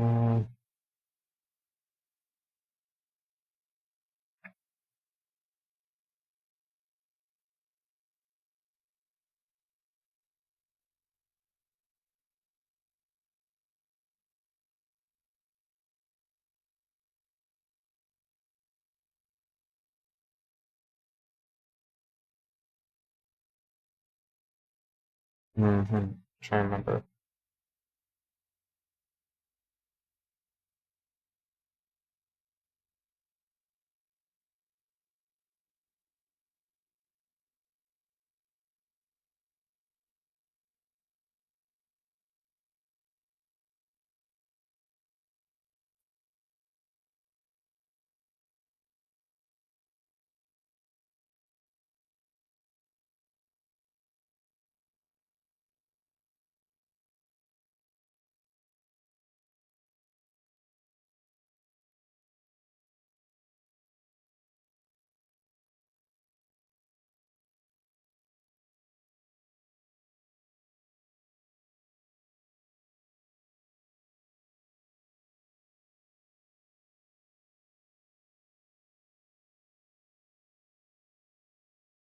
Hold on.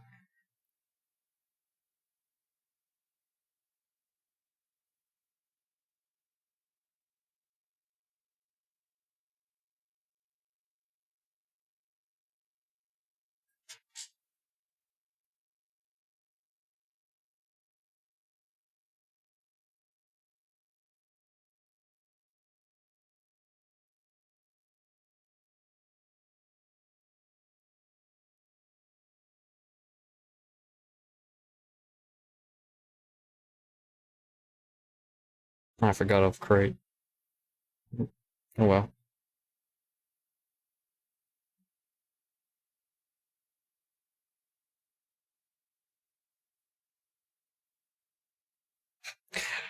Yes, indeed. I thought that was. That's not where you can glitch it. It's a miracle the Okay. So this allow. He dropped the. Supposedly there is a save glitch here. There. Yeah, see. Uh-huh. There is a fucking save glitch here that allows you to max out charm, Paragon. It's cheesy. What I'm doing is cheesy as fuck. It's in the game. There is another one later on Novaria. And more likely we'll use that to be able to do, the Renegade shit. Even though I don't like Renegade. Well, We'll do it.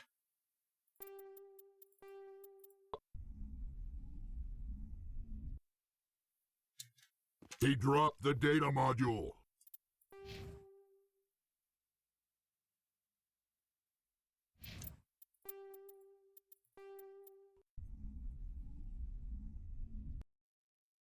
He dropped the data module. It's nice It's to a go miracle on the too data much. module's still Whatever. intact. Joker can transmit this info to Alliance. If we just like save, then reload that save that you just took, stuff like that. Actually, no, you wouldn't be able to do that. I don't know. Whatever. I don't care enough to do it here.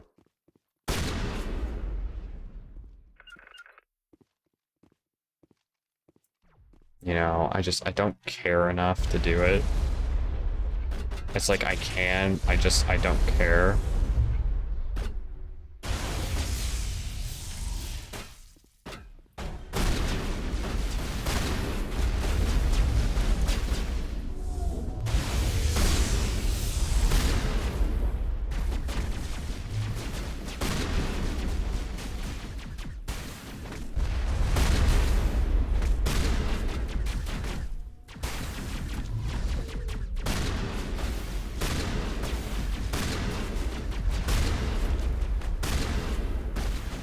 Yeah, good way to put it is, I don't care enough to fuck around with these to get the infinite Paragon you can do here. It is a good one for if you do this after Novaria. You can come back later and get infinite Paragon still.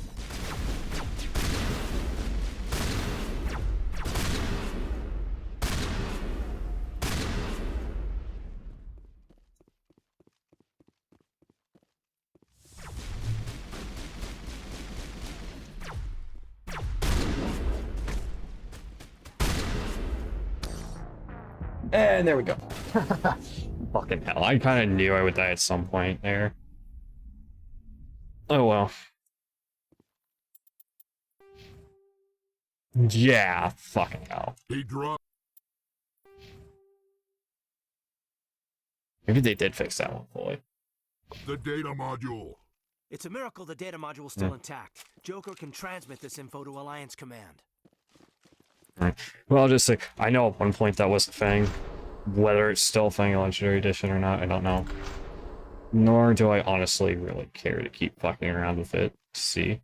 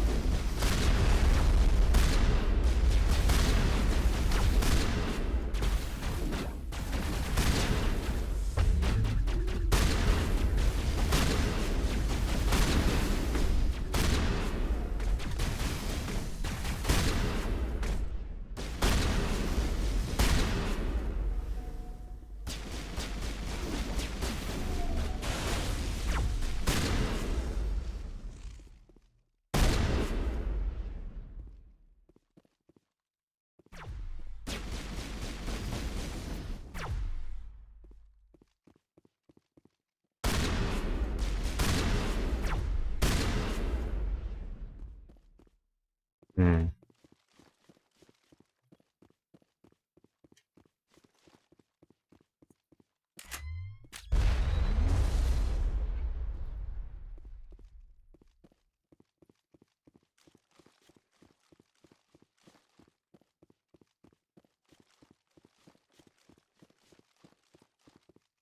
How did I finally clear him out this time? Okay, that's good. Seems I did.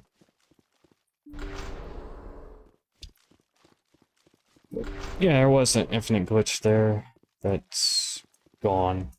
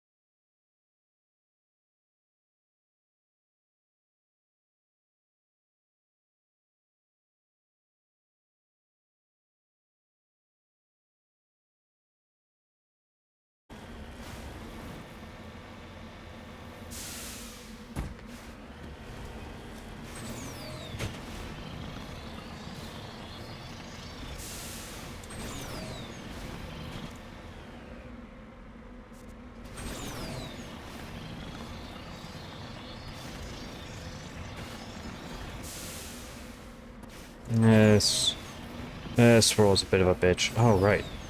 There is also the item we get from the trinket we get from the Asari consort. We can use on this world. This is the world where it can be used. So all the way over here at this anomaly is where this trinket can be used.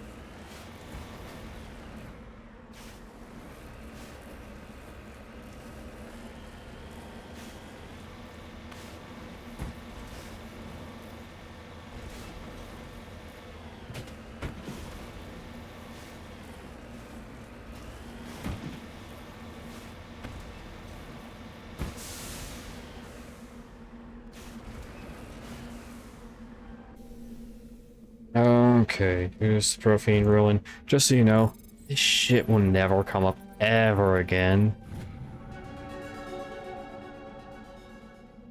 Kinda, let's do the level up quickly. I don't know how to explain it. It appears, but you'll never fucking see it again. Let's get our advanced warp. And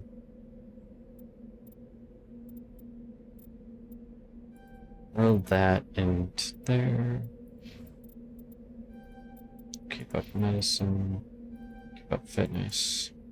Next thing will probably be warp barrier. Okay, mysterious globe. Examining a strange profane artifact reveals a small irregular slot on the outer side, remembering strange syncrete you picked up. The eye received from the Asari consort on the Citadel, you pull it out, place it in the slot. The ball explodes in a brilliant flash of white light, momentary blinding, and distorting you. There we go. Alright. Slowly your senses return as you wake from a deep sleep. You are alone in the forest, though you are not far from the caves you share with the others of your tribe. There is a pain and a small lump in the back of your skull, as if a chip of flint has been forced under the surface of the skin. Leaning on your bone-tipped spear for support, you rise to your feet. A sound draws your attention upward, where a strange creature hovers high above you. It is unlike the birds you hunt by the lake's edge. It has no head and no wings, yet somehow it flies. It is a beast of shining silver, hanging motionless in the sky like a cloud, since it is watching you, studying you. Raising a hairy fist, you shake your spear at it in anger, and the creature rises up quickly until it disappears from view. With a satisfied grunt, you make your way back to your caves and the rest of your tribe. You fall into the familiar patterns of life, the hunt for food, the struggle to claim and keep a mate, the battles against other tribes that would claim your territory. Days roll into nights and back into days. Each time you rise from sleep, there's a sensation that you are not alone, that some other is with you, sharing all you see, hear, and feel. At these times, your hand goes strange on the back of your skull, and you remember the silver creature in the sky. The air grows colder, winter falls. You must range farther for food, clutching the fur's tight against you to ward off the chill. It is on one of these long hunts that the strange bird returns. You hear it before you see it. Its call a deafening roar as it descends from above, swooping down on you. A single great eye opens on the underbelly, a glowing red orb. You try to run, but a single finger of red light extends from the eye and engulfs you. All goes black again.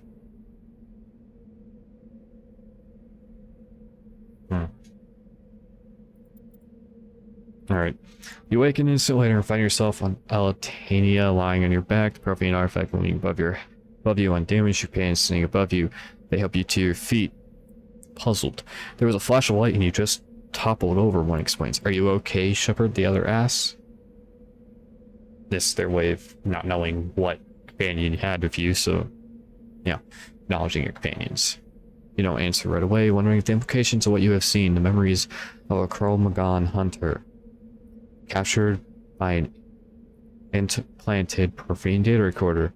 How long do they study primitive humans, observing them and analyzing results they're based on Mars?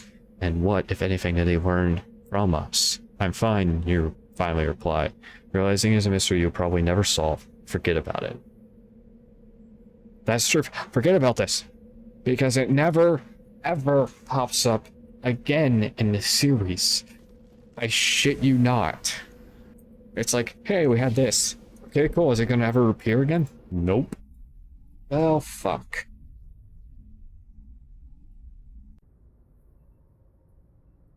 It's something that sucks, is that they never addressed that. I get it, but still.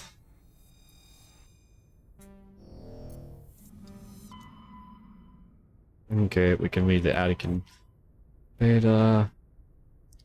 Now, what one are we moving on to? No reason to do Exodus cluster. I don't want to do Asteroid X57 right now. Gemini Sigma. That's one I have no problem doing. Gemini Sigma. Oh, right, we only have Ming currently. Right, I think to unlock the other... I believe there's 2 systems in here, and unlock the other one you have to... Yeah, you have to have accepted a quest. Survey... So, I had to have accepted a Citadel quest, which I did not.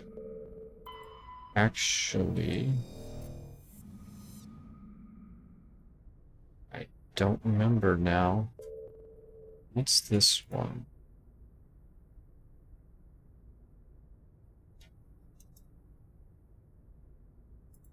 I believe it is a Citadel quest, if I'm right.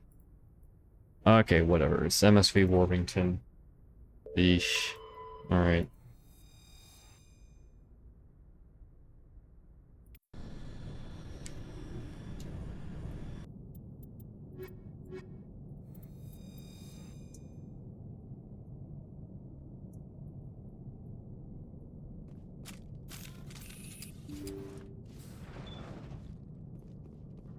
Empty.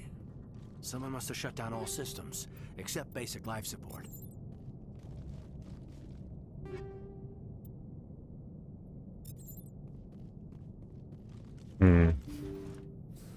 Interesting. Very, very interesting. Yeah. Hear that? We're not alone. Somebody set that trap. This whole place could be wild.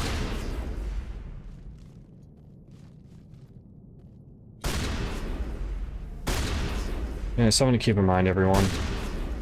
This is, inconvenient times.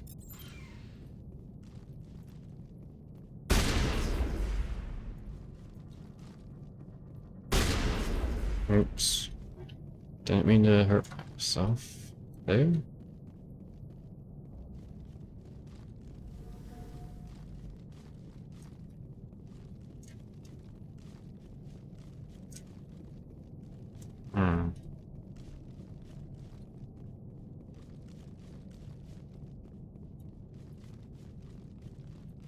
I did think there was more here.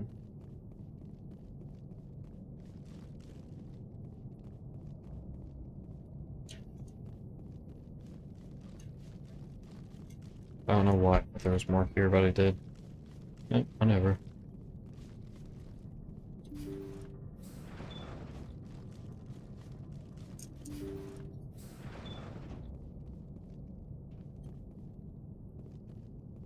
Jacob is showing no signs of brain activity. There's nothing more we can do for him. He wouldn't want to be kept alive by machines, so we're going to disconnect the life support. Dr. Smith is worried about Julia's reaction, though. She can't seem to let Jacob go. The stress is making her implants flare up, causing intense migraines. It'll probably be easier for everyone if we don't tell her until after we shut the life support down. Give her a chance to... Julia, what are you doing here? Why are you...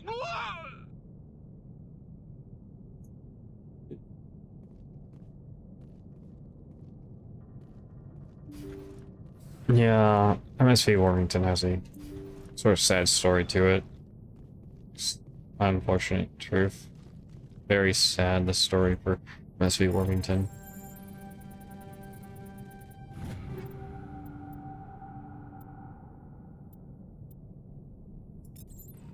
They say Jacob's gone. They say his brain isn't functioning anymore, and they want to shut off his machines. But Jacob's the only thing in the world that matters to me. I don't know how to help him, and it's tearing me up inside. I just feel so helpless, so damn angry. Dr. Smith gave me some meds to calm down, but I didn't take them. I can't. Not until I figure out a way to help Jacob. I won't give up on him. I won't! Yeah. Yeah. It ain't good. That ain't good. Just make sure I missed nothing in here. I didn't, but I was making sure.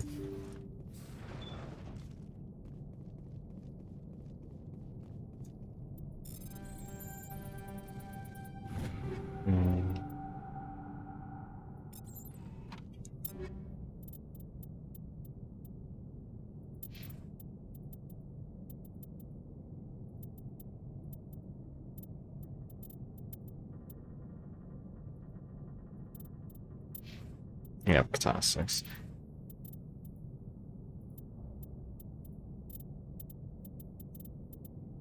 Katana, yeah.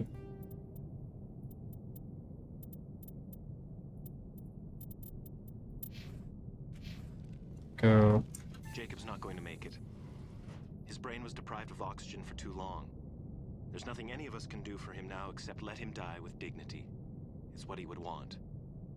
I'm more worried about Julia now. She's showing signs of severe depression. I gave her some meds that should help, but I better warn the captain.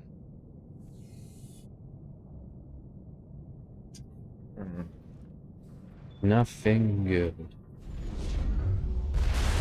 I forgot about that.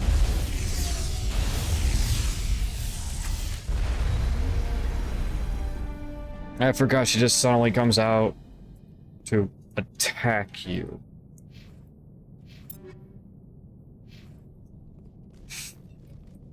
That machine's keeping him alive. No brain activity. He's dead. This body is nothing but an empty shell. Maybe we should shut the machine down. It's the merciful thing to do. Your call, Commander. But maybe we should wait until we know more about what's going on before we do anything. Yeah, we already know enough. Fair enough. You did the right thing, Commander.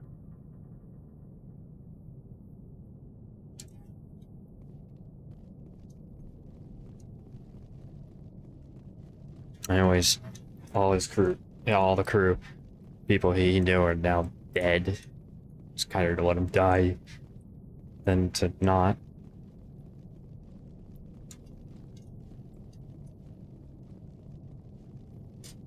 Okay.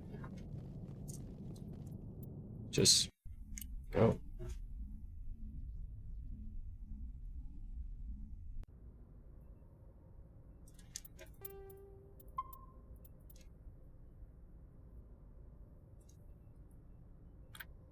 Okay.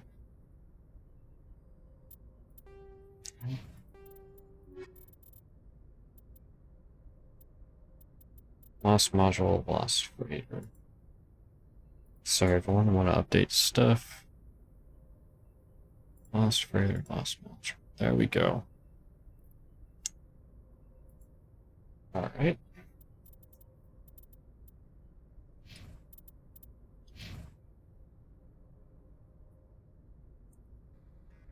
Debating. Let's just take an extra save. So, I'm gonna go ahead and end things here. I know some of you are probably gonna go. It's like, well, you could continue on. No. One, I feel slightly tired. And two, I have some stuff I need to do around the house. So, pretty much before it gets too late, I'm going to end this here so I can go do stuff around the house while people are awake, because it's stuff I need to get done while people are awake. So, thank you all for having joined me. My socials linked down below. I will see you all next time. A good day, a good night, a good whatever. I will see you all next time. Goodbye, everybody.